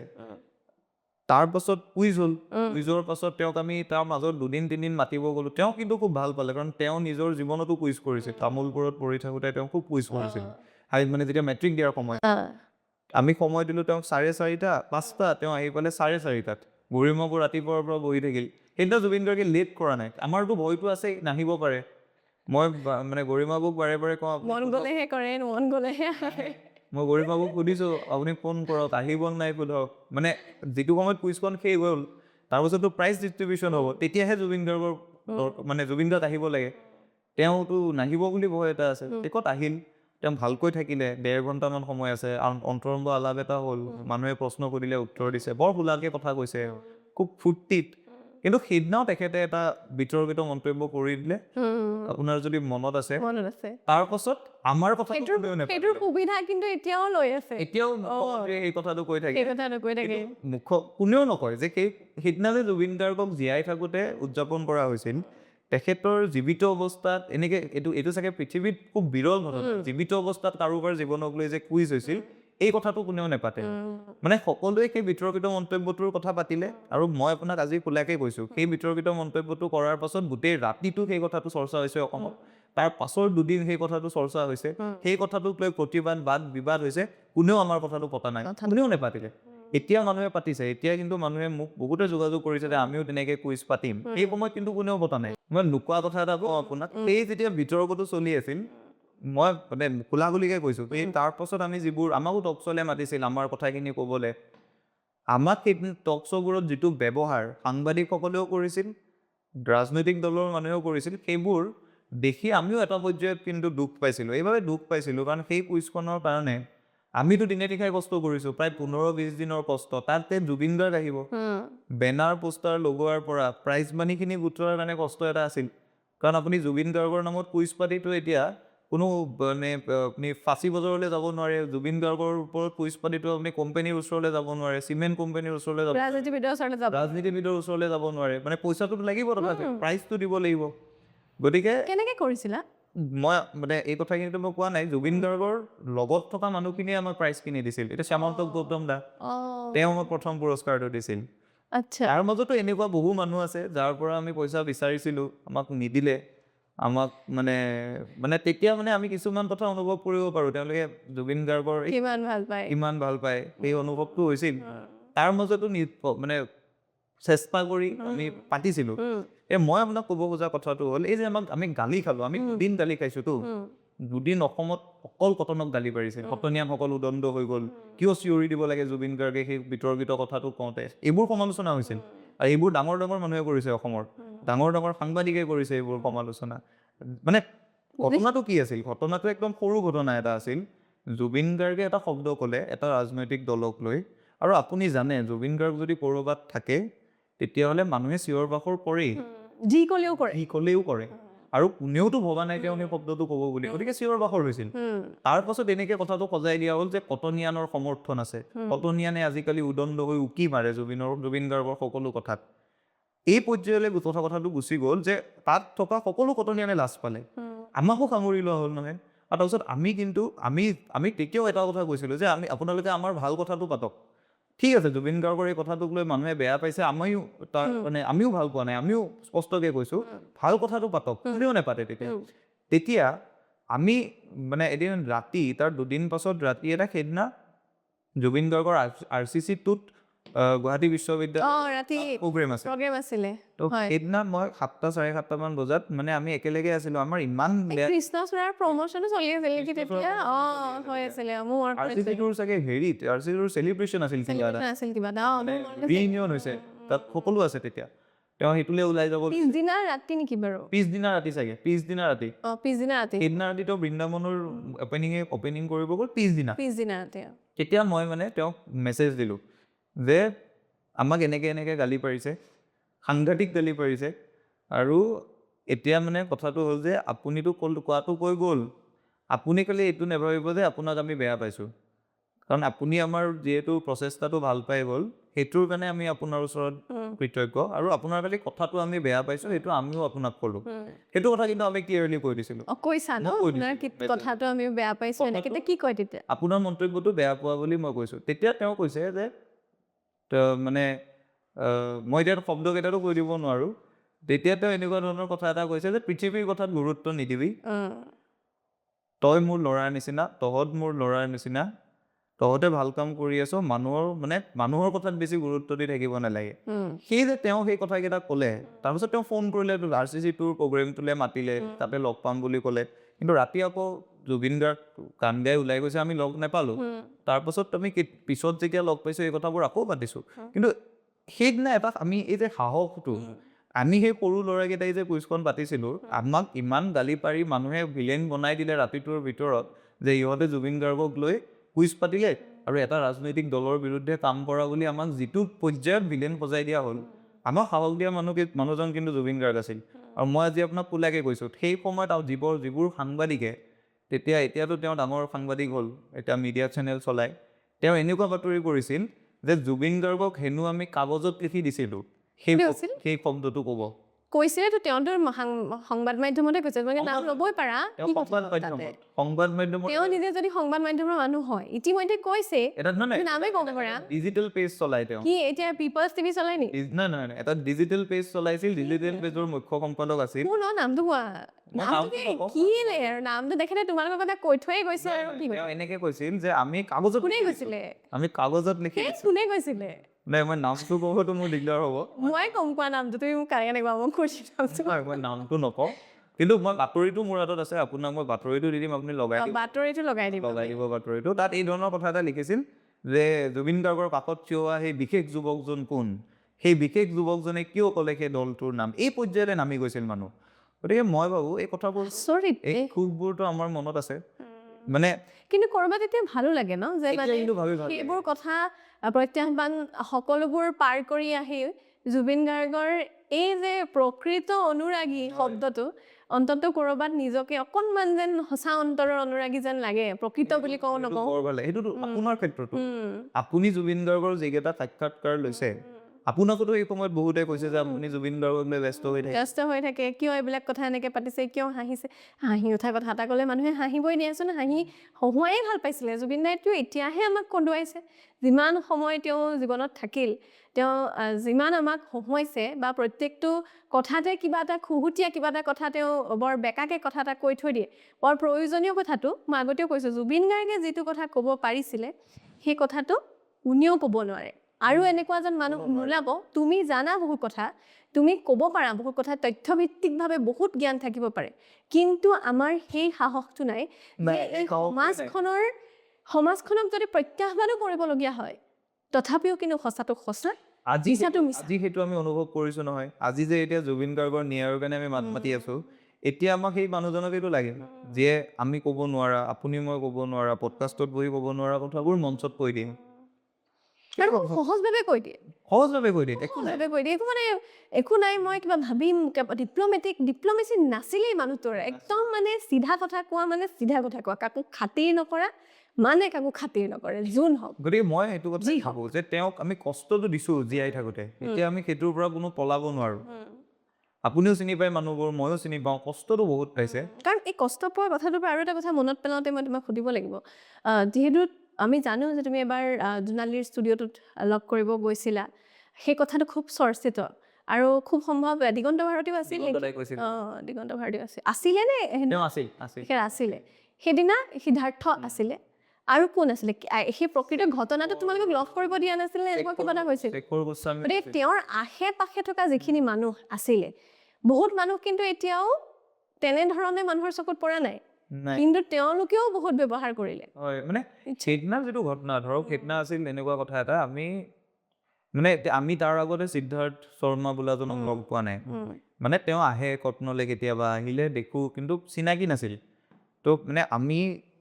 আপুনি জোনালী ষ্টুডিঅ'টোত যদি ভাবি লয় আমি সোমাই গৈ ইয়াতে এটা ৰুম মানে ৰাইট চাইডত এটা ৰুম আছে যিটো বহা ৰুম মানে চৰা ঘৰৰ নিচিনা কথা এটা আৰু কাষত ষ্টুডিঅ'টো তো আমি গৈ এইটো ৰুমতে বহিছোঁ প্ৰথম বহাৰ পাছত যিহেতু আমি আহি আছিলোঁ সেইকেইদিনে এতিয়া কটনতে ন তেতিয়া ক'ত নাথাকে কুইজৰ কাৰণে নেকি কুবাজৰ সময়তে অঁ আমিতো বহুত দিন গৈছোঁ নহয় মাতিবৰ কাৰণ মানুহজন আহিব নাই কোনো ঠিক নাই মানে এনেকুৱা হ'ল ধৰক শেষত আমি কুইজখন পাতিলোঁ তেওঁ নাহিল তো তেওঁ নিজে কৈছে তহঁত আহি থাকিবি মনত পেলাই থাকিবি বুলি তো আমি গৈ থাকোঁ সদায় সন্ধিয়া আমাৰ এইটোৱে কাম আমি গৈ ষ্টুডিঅ'ত বহি থাকোঁ মানে এইটোত বহোঁ তাৰপিছত তেওঁ মাতি নিয়ে সেইদিনাও তেনেকৈ তাত বহিলোঁ আৰু তেওঁ যিহেতু ভিতৰত আছিল তেওঁ এবাৰ ওলাই আহি মাতি লৈ গ'ল ভিতৰত বহি আছোঁ তেওঁ সেই একেই গান কৰি আছে দিগন্ত দা আছে শেখৰ গোস্বামী আছে তেওঁলোকে গান কৰি আছে কথা পাতি আছে আমি বহি আছোঁ মনে মনে শুনি ভাল ল'ৰা নিচিনাকৈ সময় কিমান তেতিয়া আপোনাৰ 11টা 11:30 ইমানমান সময় 11টা 11:30 দেৰি নহয় সিদ্ধাৰ্থ সোমাই আহিছে সিদ্ধাৰ্থ মানে মেনেজাৰগৰাকী সোমাই আহি তেওঁ আমাক ক'লে যে তহঁতক ইয়াত কোনে সোমাব দিলে তহঁত ওলাই যা মানে এতিয়া আমিও তেতিয়া কটনত পঢ়ি আছোঁ গতিকে আমিও ধৰক মানে কোনে সোমাব দিয়ে ওলাই যা বুলি কৈছে মানে আমাৰ এইকাৰণে গাত লাগিল যে আমাকতো জুবিন গাৰ্গেহে মাতি আনিছিল আমিতো উঠি দিলোঁ উঠি দি কোন কোন আহিছিলে আমি 3-4টামান আমাৰ আপুনি চিনিয়ে পায় হিমাংশুহঁত আছে হিমাংশু আছিলে তুমি আছিলা মই আছিলোঁ ঋতুৰাজ বুলি ভাইটি ঋতুৰাজ তেজপুৰলৈ যোৱা আছোঁ নেকি জুনিয়ৰ আছে আৰু অভিজিত বুলি ল'ৰা এটা আমি কেইটাই আমি 4টা ল'ৰা আমি চাৰিটা থিয় হৈ দিছোঁ লগে লগে কাৰণ আমাৰোতো গাত লাগিছে কথাটো আমি সুধিলোঁ যে আমাকতো জুবিন দাই তাৰপিছত তেওঁ মানে কথাই নুশুনে তেওঁ তাৰপিছত তৰ্ক কৰিব লাগিলে আমিও তৰ্ক কৰিলোঁ এই গোটেই কথাখিনি দিগন্ত দাই দেখা পালে তো দিগন্ত দাই তাৰপিছত নিজে আগবাঢ়ি আহি ক'লে যে ইহঁত ইমান ভালকৈ বহি আছে তই কিয় তেনেকৈ কৈছ তেতিয়া তেওঁ দিগন্ত দাৰ লগত তৰ্কত লিপ্ত হ'ল আৰু গোটেই কথাটো যেতিয়া জুবিন দাই দেখিলে তেওঁ আগুৱাই আহি দুয়োজনক বাহিৰত লৈ গ'ল তাৰপাছত আমিতো ভিতৰত থাকি গ'লোঁ তো আমি শুনিছোঁ বাহিৰৰ পৰা মানে কিবা কিবি হৈ আছে তৰ্ক তাৰপিছত জুবিন দা সোমাই আহিছে 5-10 মিনিটমান পাছত সোমাই আহি তেওঁ আমাক কৈছে যে আই এম চৰি বুলি কৈছে 3বাৰ 4বাৰ সৰু ল'ৰাৰ নিচিনা মানে তো তেওঁ আহি বহি আমাৰ লগত 2 ঘণ্টা 3 ঘণ্টামান কথা পাতিছে আমি মানে 3:30মান বজাত কোনোবাই চৰেটাও মাৰিছিল নেকি সেইদিনা কিবা হৈছিল তো দিগন্ত দাই কৈছে যে তেওঁ পিছত গৈছোঁ আমি দেখা নাই কাৰণ আমি ভিতৰত থাকি গ'লোঁ দিগন্ত দাই পিছত কিবা টকশ্ব' এটাত কৈছিল চাগে চৰ মৰা বুলি কৈছে বাহিৰলৈ লৈ গ'ল তাৰপাছত মানে ষ্টুডিঅ'টোলৈ দিগন্ত দা আৰু দুটামান দিলে ভাল লাগে তাৰপাছত দিগন্ত দাও নোসোমালে সিদ্ধাৰ্থো নাহিল আৰু শেষত মানে আমি গম পালোঁ যে জুবিন দা সেইদিনা মানে তাৰ আগদিনা ৰাতিৰ পৰা জুবিন দাৰ গা বেয়া আছিল তো আমি যেতিয়া গম পালোঁ তেতিয়া আমি তেওঁক মানে শুবলৈ কৈ মানে আমি থাকিলে তেওঁ কথা পাতি থাকিলেহেঁতেন সেইকাৰণে আমি বেছি সময় নকৰি আৰু ওলাই আহিছোঁ সেইটো আমি 3টামানত ওলাই আহিছোঁ সেইদিনা ৰাতি এতিয়া সেই কথাটো আমি কিয় পাছত কাকো নক'লোঁ আমি কেনেকৈ ক'ম আমাক যেতিয়া জুবিন গাৰ্গৰ নিচিনা মানুহজনে আহি চৰি বুলি কৈছে তো সেই কথাটো আমি পাহৰিয়ে যাব লাগিব তেওঁৱে কৈছে তহঁতে এইটো ধৰি নাথাকিব আমি পাহৰি গ'লোঁ কিন্তু সিদ্ধাৰ্থৰ সেই ৰূপটো আমি সেইদিনা কিন্তু দেখিছোঁ সেইটোতো পাহৰি যাব নোৱাৰোঁ সেইটোতো পাহৰা নাই সেইদিনা কাজিয়াখনো দেখিছোঁ দিগন্ত দাৰ লগত কাজিয়াখনো মনত আছে আৰু কিন্তু মই আপোনাক এইটো কথাও লগতে ক'ম তাৰ পাছত কিন্তু যেতিয়া সিদ্ধাৰ্থক আমি লগ পাইছোঁ তেওঁ কিন্তু আমাৰ লগত সেই ব্যৱহাৰটো আৰু নাই কৰা ভালকৈ কথা পাতিছে সন্মানেৰেই কিন্তু কথা পাতিছে সেইদিনা থাকে ভালকৈ এখন পাঠ পঢ়িছে গতিকে সেই কথাটো আছে দেই সেইটো মই এতিয়া ক'লে মোক পাপে চুব মই মিছা কথা নকওঁ সেইটোও হয় কিন্তু মই ভাবোঁ যে এই কাষত থকা মানুহখিনি তেওঁলোকেতো সকলো কথা বাদ দিয়কচোন আপুনি জুবিন গাৰ্গৰ লগত আপুনি মই বাদ দিলোঁ একেবাৰে কোনোবা এগৰাকী নিৰক্ষৰ জুবিন অনুৰাগীও যদি জুবিন গাৰ্গৰ লগত সেই জাহাজখনত সেইদিনা থাকিলেহেঁতেন তেওঁ নামি যাব দিলেহেঁতেন নেকি আৰু প্ৰথম কথাটো নামি যাবলৈতো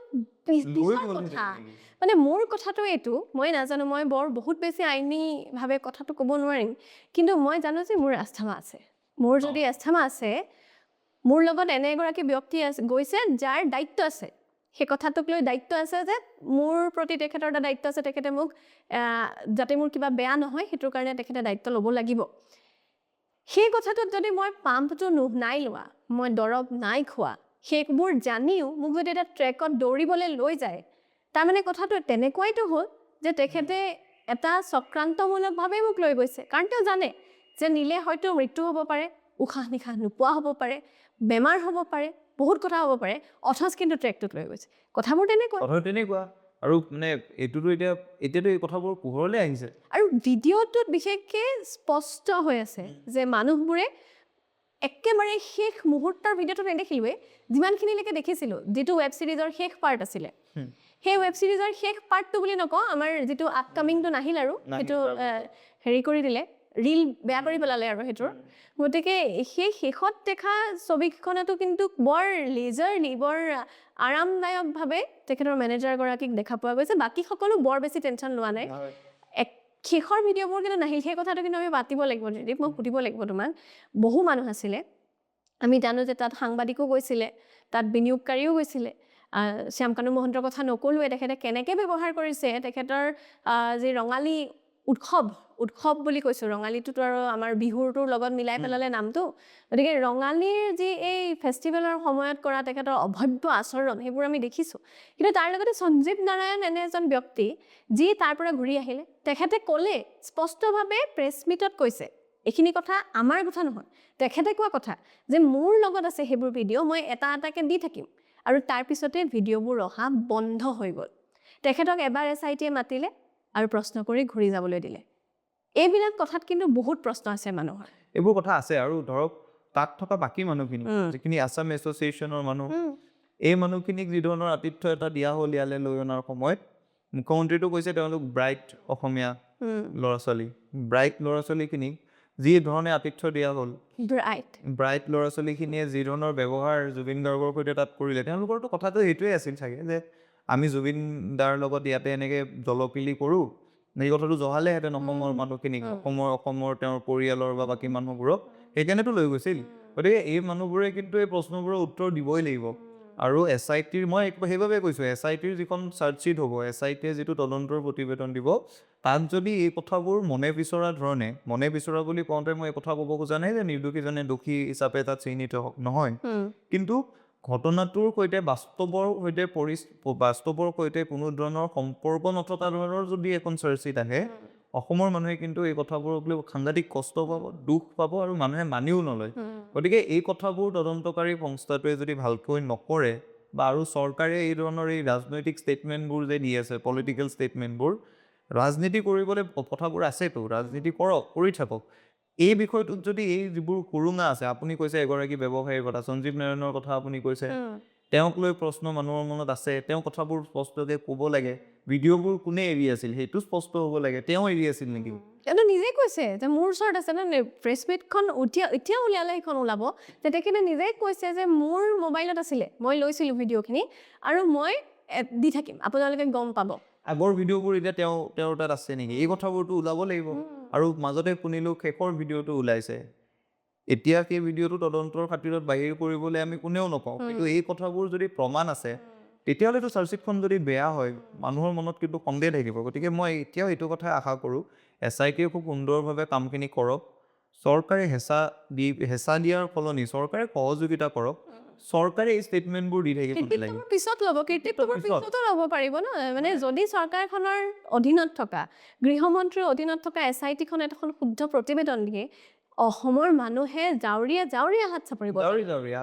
তেনেহ'লে সেই কথাখিনিক আগতীয়াকৈ কৃতিত্ব লৈ থাকে। যে আমি এতিয়া আকৌ গৌৰৱ গগৈৰ কথাও উল্লেখ কৰে মাজে মাজে, যে গৌৰৱ গগৈ কেনেকৈ পাকিস্তানী লিংক আছে সেয়া আমি এতিয়া নকওঁ, কাৰণ জুবিন গাৰ্গৰ ন্যায় প্ৰক্ৰিয়াটো তল পৰি যাব, আৰু এটা ন্যায় প্ৰক্ৰিয়া হৈ থাকোঁতে আনটো হ'ব নোৱাৰিব, তেনেকুৱা কথাবিলাক কৈতো ৰাজনীতিকৰণৰ কথা এবাৰে উল্লেখ কৰি আছে। সেইবোৰ কথা তেওঁলোকে নিজৰ মতে কৈ থাকক, 26ৰ কাৰণে সাজু হৈ থাকক, কিন্তু এই বিষয়টো তেওঁলোকে তল পেলাব নালাগে, এই বিষয়টো তেওঁলোকে কোনো তুচ্ছ জ্ঞানো কৰিব নালাগে। আৰু মানে আপুনি যদি অসমৰ এই প্ৰেক্ষাপটটো চাই, 19 ছেপ্টেম্বৰৰ পৰা কিন্তু অসমৰ মানুহৰ মনত এটা সাংঘাতিক চেতনা আহিছে, এই চেতনাটো সৰ্বস্তৰত বিয়পি পৰিছে। আটায়ে কোনে কি কৈছে, সীমিত কৰাৰ চেষ্টা কৰি থকাই আছে, কিন্তু আমি দেখিছোঁ বিভিন্ন ধৰণে চক্ৰান্তমূলকভাৱে চৰিত্ৰ হৰণ কৰি আছে।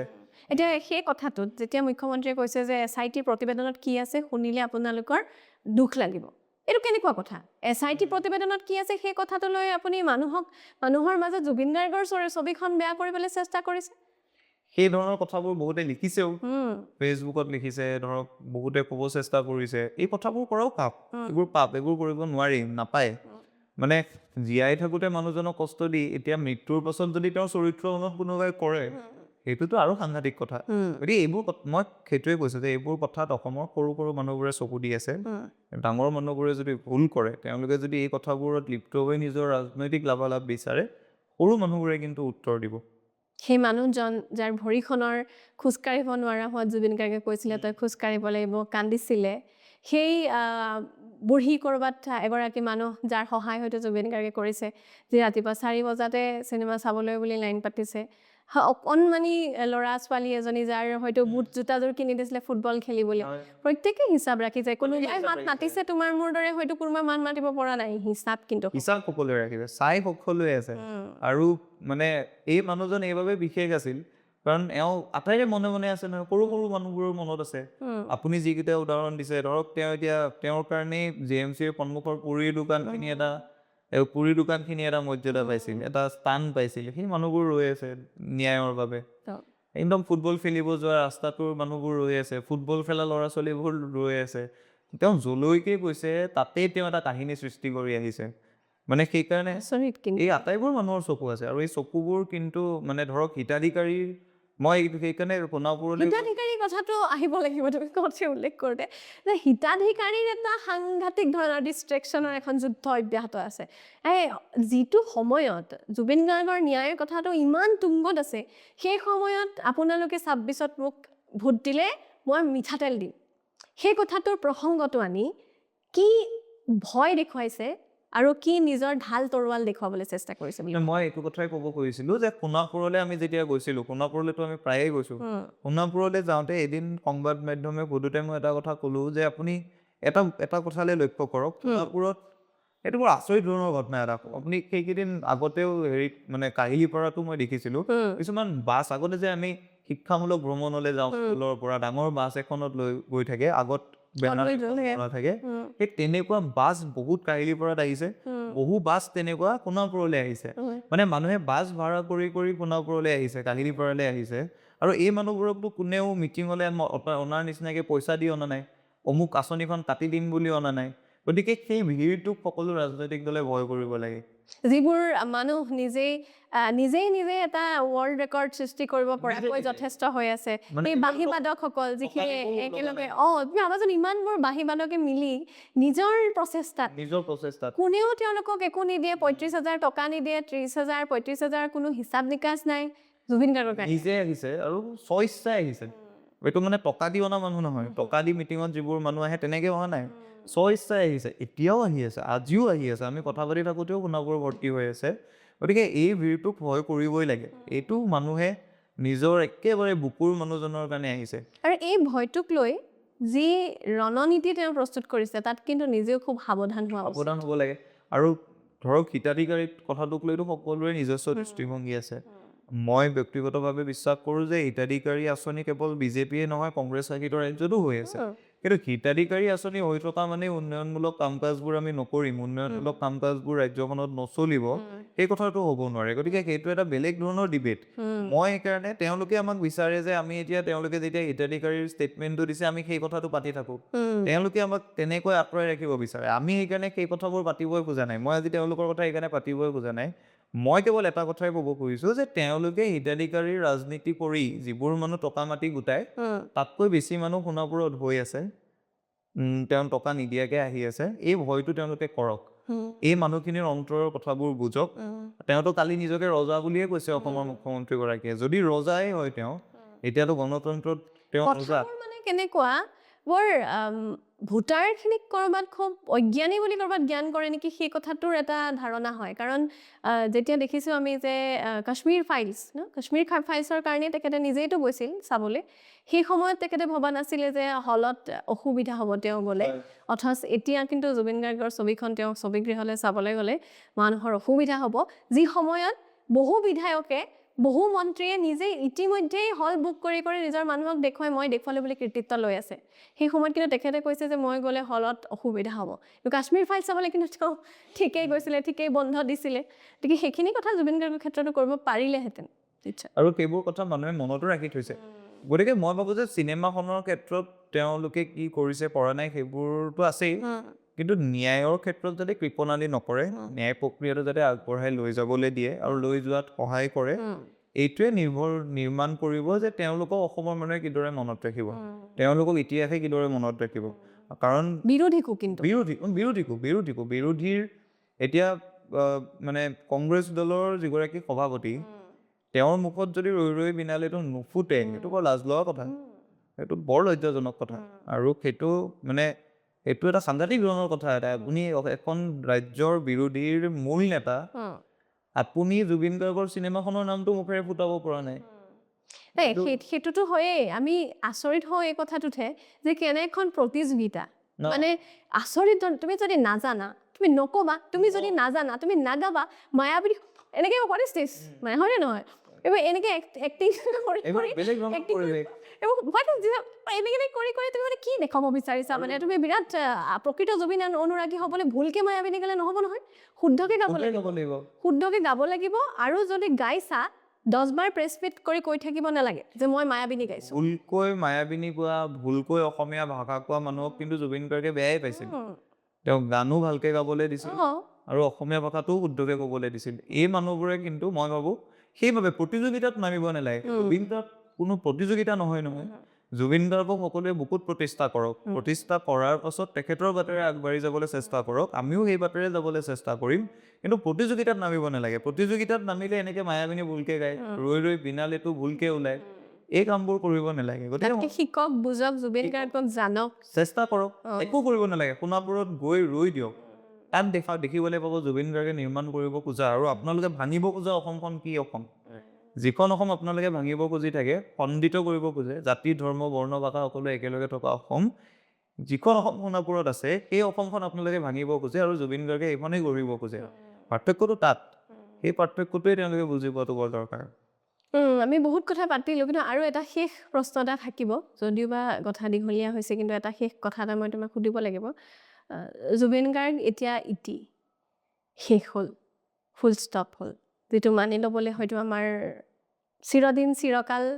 এটা অদ্ভুত ডিনায়েলত থাকিব লাগিব আমি সেই কথাটো পাহৰিহে জীৱনবোৰ আগুৱাই লৈ যাব পাৰিম কিন্তু কাম বহুত আছে এতিয়া জুবিন গাৰ্গে যিখন অসমৰ কথা ভাবিছিলে যিখিনি কামৰ কথা কৈছিলে অসমীয়া চলচ্চিত্ৰ অসমীয়া গীত মাত অসমীয়া জাতি তেওঁ কৈছিলে মোৰ জাতি নাই মোৰ ধৰ্ম নাই অকল অসম আছে সেই অসমখনৰ কাৰণে বহু কথা কিন্তু আলোচনাতে শেষ হৈ গৈছে বৰ্তমান সেই আলোচনাবোৰো স্থবিৰ হৈ পৰিছে কাৰণ জুবিন গাৰ্গক আমি অনুভৱ কৰি আছোঁ জুবিন গাৰ্গক চেলিব্ৰেট কৰি আছোঁ কৰি থাকিম সদায় কিন্তু তাৰ মাজেৰে তেওঁ দেখা সপোনবোৰ আগুৱাই নিয়াৰ যি এক নতুন প্ৰজন্মৰ মাজত তেওঁ আশা দেখিছিলে তোমাৰ মোৰ মাজত দেখিছিলে অগ্ৰজজনে আমাক আগুৱাই নিব হয় কিন্তু বিশ্বাস তেওঁ নতুন প্ৰজন্মক কৰিছিলে সেই কামবিলাকৰ বিষয়ে কি ক'বা সেই কামবোৰ হোৱাটো সেই অসমখনৰ বিষয়ে সেই অসমখন হোৱাটো সেই কামবোৰ হোৱাটো বৰ দৰকাৰ সেই অসমখন কেনেকুৱা অসম এখন যিখন অসমত সকলো জাতি ধৰ্ম বৰ্ণ ভাষা নিৰ্বিশেষে মানুহবোৰ একেলগে থাকিব একেলগে আটাই অসম নামৰ এই ঠাই টুকুৰা ভালকৈ ৰাখিব জুবিন গাৰ্গৰ দেশৰ মানুহে থাকিব জাতি ধৰ্মৰ নামত জাত পাতৰ নামত আকৌ দিগদাৰি কাকো নকৰে সকলো একেলগে থাকিব সেইখন অসমেইতো তেওঁ বিচাৰিছিল আৰু কেবৰ কথা বাৰে বাৰে কৈ গৈছে কেবৰ প্ৰতিবাদ তেওঁ কৰি গৈছিলে কেব গৈ CAA হ'ল আমি দেখিছিলোঁ কটনৰ সন্মুখত গৈ কেনেকৈ সেইদিনা বহুতে সমালোচনা কৰিলেও মই যিহেতু এগৰাকী নিজেই কটনিয়ান মই যিহেতু নিজে এগৰাকী CAA সাংঘাতিক ধৰণে যুক্তিৰে বিৰোধিতা কৰা এগৰাকী ব্যক্তি আছিলোঁ তুমি নিশ্চয় আছিলাই সেই সময়ত গতিকে সেই কথাবিলাককো জুবিন গাৰ্গে খুব বেছি প্ৰতিবাদ কৰিছিলে গতিকে মই জুবিন অনুৰাগী বুলি কোৱাৰ আগতে সেইবিলাক গছ কটাৰ কথাটো গছ কেনেকৈ ৰাখি পেলাই উন্নয়ন কৰিব লাগে সেইবোৰ কথা কৈ গৈছে চিনেমাৰ মাজতো কৈ গৈছে সেইবিলাকৰ ইতিমধ্যে তেওঁ প্ৰসংগ উত্থাপন কৰি গৈছে গতিকে সেই আলোচনাবোৰ অসম চুক্তিৰ 6 নং দফাক লৈ এটা আলোচনা চলি আছিলে যিহেতু জুবিন গাৰ্গৰ লগতো জড়িত এই কথাটো সেই আলোচনাবোৰ এতিয়া কিছু সময়ৰ বাবে স্থবিৰেই হৈ আছে 26ত নিৰ্বাচন আছে এই সময়তে জাতীয় দল সংগঠনবিলাকেও যেনেধৰণে আমি দেখিছোঁ জনজাতিকৰণৰ দাবীত উত্তাল হৈ আছে ৰাজ্য সেই সময়ত কিন্তু অসমীয়া হিচাপে ৰাজ্যখনে আজৰি আনিবলগীয়া বহু কথা আছে যিবোৰ জুবিন গাৰ্গৰ প্ৰসংগটোৰ কথা উল্লেখ কৰি পিছ পৰি থাকিলে নহ'ব কি ক'ব বিচাৰে নাই সেইটো বৰ ডাঙৰ কথা এটা আপুনি অসম চুক্তিৰ 6 নম্বৰ দফাৰ কথা কৈছে 6 নম্বৰ দফাৰ আৱিৰ্ভাৱ হোৱাৰ আঁৰৰ পটভূমিটোৱে তা বিৰোধী গণ আন্দোলন সেই সময়ত আমাৰ বিশ্ববিদ্যালয়বোৰৰ পৰা যিটো আন্দোলন আৰম্ভ হৈছিল বিশ্ববিদ্যালয়ৰ কেম্পাছৰ পৰা আৰম্ভ হোৱা আন্দোলনটোৰ সময়তে কেন্দ্ৰীয় চৰকাৰে তেওঁলোকে কৈছিল যে আমাক 6 নম্বৰ দফা দিয়া হ'ব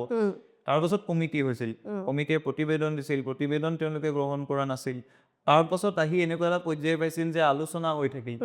আলোচনাবোৰতো হৈয়ে আছিল ফলাফল তেওঁলোকে একো দিয়া নাছিল গতিকে মই ভাবোঁ তেওঁলোকে সঁচাকৈ যদি জুবিন গাৰ্গক শ্ৰদ্ধা জনাব বিচাৰে এতিয়া 6 নম্বৰ দফাটো 26ত আকৌ দিম বুলি কোৱাটো জাষ্টিচ নহ'ব তাৰ আগত 6 নম্বৰ দফাটো অসমীয়া মানুহক দি দিয়ক সময় হৈ গ'ল নাই তেতিয়াই সুৰক্ষিত হ'ব আৰু এইবোৰ যে তেওঁলোকে এতিয়া আমাৰ হাতত সত্ৰৰ ভূমি নাই অমুক নাই তমুক নাই তেওঁলোকে ৰাউচি জুৰি থাকে এইবোৰতো আমিও বুজি পাওঁ আমিতো দেখিছোঁ কিদৰে অসমৰ মাটিবোৰ বেদখলকাৰীৰ হাতলৈ গৈছে কিদৰে অসমত আহি এগৰাকী পাকিস্তানী মূলৰ বাংলাদেশে ইলেকশ্যন খেলিছে এইবোৰতো বাস্তৱ ছবি এইবোৰ আৰু আমাক নতুনকৈ পঢ়াবৰ দৰকাৰ আছে নেকি আমিতো জানো এই কথাবোৰ ক'লে যেতিয়া আমি কৈ দিওঁ যে আমাক 6 নম্বৰ দফাটো লাগে তেতিয়া আমি মিয়া সমৰ্থক হৈ যাওঁ কিন্তু আমি যদি তেওঁলোকৰ নেৰেটিভ মতে কৈ থাকোঁ যে অসমৰ সত্ৰৰ ভূমি বেদখল হ'ল অসমখন নাইকিয়া হৈ গ'ল তেতিয়ালৈকে আমি ভাল অসমীয়া সমস্যাটো সেইটো নহয় সমস্যাটোৰ সমাধানটো কি সমাধানটো ক্লজ 6 এই যে এতিয়া তেওঁলোক অসমীয়া হৈছে তেওঁলোকে যে বুজি পায় অসমীয়া মানুহৰ দুৰ্দশা নামনি অসমৰ মানুহৰ কথা কৈ দুৰ্দশা বুজি পোৱা বুলি যে তেওঁলোকে কয় তেওঁলোকে কৈ থাকেতো যে আমাৰ মাটিবোৰ গ'ল সত্ৰৰ ভূমি গ'ল আমাৰ যুৱতী আমাৰ মহিলাক অবৈধ অনুপ্ৰৱেশকাৰীয়ে বেয়া অত্যাচাৰ কৰা বুলি যে কয় সমাধানটো কি আছিল সমাধানটো আছিল ক্লজ 6 সেইটো কিন্তু দিবলৈ নিবিচাৰে মানে ভয়ত আমাক জীয়াই ৰাখিব নেকি সদায় এই প্ৰশ্নবোৰ মই ভাবোঁ নতুন প্ৰজন্মই বুজি পাইছে আৰু তেওঁলোকে এটা কথা ভাবিব নালাগে যে তেওঁলোকে অসমীয়া আমি অসমীয়া নহয় আমি কিন্তু তেওঁলোকতকৈ বেছিহে অসমীয়া চাগে তেওঁলোকে কেৱল সমস্যাৰ কথা কৈছে কিন্তু অসমৰ মানুহে সমাধানৰ কথা কৈছে সমাধানটো ক্লজ 6টো কোৱাৰ লগে লগে আমাৰ ৰাজনৈতিক অধিকাৰ সুৰক্ষিত হ'ব আমাৰ সামাজিকভাৱে অসমীয়া মানুহ প্ৰতিষ্ঠিত হ'ব আৰু সমান্তৰালভাৱে চাকৰিৰ পৰা আৰম্ভ কৰি বিধানসভালৈকে অসমীয়া মানুহৰ প্ৰভুত্বটো থাকিব এই কামটো তেওঁলোকে কৰক এইবাৰ জুবিন গাৰ্গৰ প্ৰতি শ্ৰদ্ধা জনাই জুবিন গাৰ্গক শ্ৰদ্ধা জনাই ন্যায় দিয়াৰ পাছতেই যদি অসমৰ মুখ্যমন্ত্ৰীগৰাকীয়ে অসমীয়া মানুহক ক্লজ 6টো দি দিব পাৰে তেতিয়া কিন্তু আমি মানিম যে তেওঁ জুবিন গাৰ্গক সঁচাকৈ ভাল পায় ক্লজ 6টো বোলে তেওঁ দি দিলে আৰু কেন্দ্ৰীয় চৰকাৰৰ লগত কথা পাতি মই লগতে আৰু এটা কথা কৈ থওঁ আমি যে কেন্দ্ৰীয় চৰকাৰৰ কথা এতিয়া পাতিছোঁ এই কথাটো এইকেইদিন আমি খুব কমকৈ চৰ্চা কৰিছোঁ জুবিন গাৰ্গৰ মৃত্যু ছিংগাপুৰতহে হৈছিল গতিকে ছিংগাপুৰৰ সৈতে অসম চৰকাৰৰ ইমান বেছি সম্পৰ্ক হ'ব নোৱাৰে কেন্দ্ৰীয় চৰকাৰৰ হ'ব বিগত সময়ছোৱাত আপুনি কেন্দ্ৰীয় চৰকাৰৰ কিবা ডাঙৰ ভূমিকা দেখিছে নেকি কোনোবা এগৰাকী মন্ত্ৰী অহা দেখিছে নেকি জ্যোতিৰাদিত্য সিন্ধিয়া এদিন আহিছে প্ৰধানমন্ত্ৰীগৰাকী আহিল নেকি গৃহমন্ত্ৰীগৰাকী আহিল যিগৰাকী প্ৰধানমন্ত্ৰী কিন্তু দলংখন উদ্বোধন কৰিলেও আহে বিহু পাতিলেও আহে প্ৰত্যেকটো যেনেধৰণৰ অনুষ্ঠানতে আহে বিহুৰ গিনিজ ৰেকৰ্ডত তেওঁ আহে কিয় নাহিল তেওঁ মানুহেতো বিচাৰিছিল মানুহেতো কোকাকোল অসমলৈকে বিচাৰিছিল প্ৰধানমন্ত্ৰী আহি আমাক সান্তনা দিব গৃহমন্ত্ৰী আহি সান্তনা দিব এই কথাবোৰতো নহ'ল এতিয়া গৃহমন্ত্ৰীগৰাকীয়ে দেখুৱাই দিয়ক অসমক ক্লজ 6 দি আমি অসমক ভাল পাওঁ জুবিন গাৰ্গৰ সমান ভাল পাওঁ দেখুৱাই দিয়ক দি দিয়ক ক্লজ 6টো তেওঁলোকে যদি ক্লজ 6টো দিব পাৰে মই তেতিয়া বিশ্বাস কৰিম যে জুবিন গাৰ্গৰ দৰে তেওঁলোকে অসমক ভাল পায় তেতিয়াহে তেওঁলোক প্ৰকৃত অনুৰাগী কথাই বতৰাই টিভিয়ে পত্ৰই টেলিভিশ্যনৰ টক শ্ব' বাইকত যদি কৈ থাকোঁ যে আমি প্ৰকৃত অনুৰাগী কামত হ'ব লাগিব জুবিন গাৰ্গেতো কথাই কোৱা নাছিল কামেই কৰিছিল বেছি গতিকে দেখুৱাই দিয়ক ক্লজ 6টো দিয়ক আমি মানিম অসমৰ চৰকাৰখন মুখ্যমন্ত্ৰী ডাঙৰীয়া হিমন্ত বিশ্ব শৰ্মা অমিত শ্বাহ সকলো জুবিন গাৰ্গৰ প্ৰকৃত অনুৰাগী আমি আৰু বহুত কথা পাতিব থাকি গ'ল দেই ত্ৰিদীপ মই অম্বিকাগিৰি ৰায়চৌধুৰীৰ কথা পাতিম অহাবাৰ আকৌ তুমি আহিলে তোমাৰ যিহেতু গৱেষণাৰ বিষয়ে হয় গতিকে সেইটোৰ কাৰণে আমাক এটা বিশেষ ছেশ্যন লাগিব মই অলপ পঢ়োঁ মই আৰু অলপ অধ্যয়ন কৰোঁ সকলোৱে আচলতে মই ভাবোঁ যে আমাৰ ওপৰত যিমান আস্থা আছিলে জুবিন গাৰ্গৰ মই এবাৰ জুবিন গাৰ্গৰ কথা ওলালে মই বহুত নিজৰ কথা কওঁ মোক বহুতে আপত্তিও দিয়ে ইমান নিজৰ কথা কওঁ মানে ক'ৰবাত সেই কানেকশ্যনটো আছে যে মনত পৰি যায় কথাবোৰ এবাৰ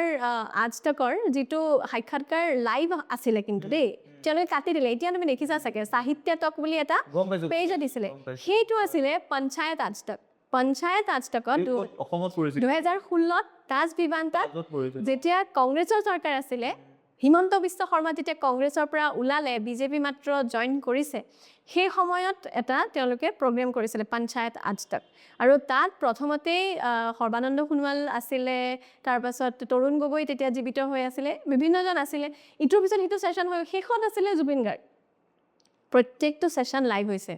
কিন্তু যেতিয়া জুবিন গাৰ্গ আহি বহিলে যেতিয়া এংকৰগৰাকী অঞ্জনা ওম কাশ্যপ আছিল চাগে শ্বেতা নাইবা অঞ্জনা ওম কাশ্যপ আছিলে তেখেতলোকৰ কোনোবা এজন আছিলে যেতিয়া ক'লে যে জুবিন গাৰ্গ हमारे बीच में है हम याली सुनेंगे जुबिन ने कहा मैं नहीं गाऊंगा जब यहाँ पे घर जल रहे थे जब लोग मर रहे थे तब मैंने एक गाना लिखा था मैं वो गाना गाऊंगा तब आज तक नहीं आया था यहाँ पे चुनाव नहीं था आप लोग तब आते हैं जब आपको TRP मिलता है সেই কথাটোৰ কাৰণে কাট কৰিলে লাইফটো নিদিলে সম্প্ৰচাৰ কৰিব নোৱাৰিলে আৰু তেতিয়াও তুমি যেনেকৈ কৈছা যে কিবা এটা ক'লে জয় জুবিন আমাৰ এইটো থাকেই নহয় জুবিন অনুৰাগী ক'ৰবাত যি জুবিন গাৰ্গক সঁচা অন্তৰেৰে ভাল পাইছে সি কিবা এটা কৈ দিলে যেন কিবা ভাল লাগি যায় মানে জুবিন গাৰ্গে সেইটো সময়তো আমি তলৰ পৰা মানে আমি সাংবাদিকতাৰ ছাত্ৰ তেতিয়া কটনৰ পৰা আহিছোঁ অথচ চিঞৰবোৰ কিন্তু তলৰ পৰা সম্পূৰ্ণৰূপে আছে গৈছোঁ আজ তক পঞ্চায়ত আজ তক চেনেলৰ এটা অনুষ্ঠানত গৈছোঁ কিন্তু আমি তাতো চিঞৰিছোঁ জয় জুবিন ইমান ভাল লাগিছে আৰু তেতিয়া মই তেখেতক এটা কথা কৈছিলোঁ এই সমান লেভেলৰ ফ্ৰাষ্ট্ৰেশ্যন আছিলে এই যে এটা আমিহে আচলতে হতাশগ্ৰস্ততাত ক'ৰবাত ভুগি আছোঁ ভোটাৰ হিচাপে হয়নে তুমি সেইটো চাগে অনুভৱ কৰা যে আমি চব জানো শাসক পক্ষই কি কৰিছে বিৰোধীয়ে কি কৰিব এখন যেতিয়া পৰিৱৰ্তিত চৰকাৰ আহিব তেওঁলোকে কি কি সুবিধা ল'ব সকলোবোৰ জানিও কিন্তু ক'ৰবাত ভোটাৰবোৰ আমি খুব অসহায়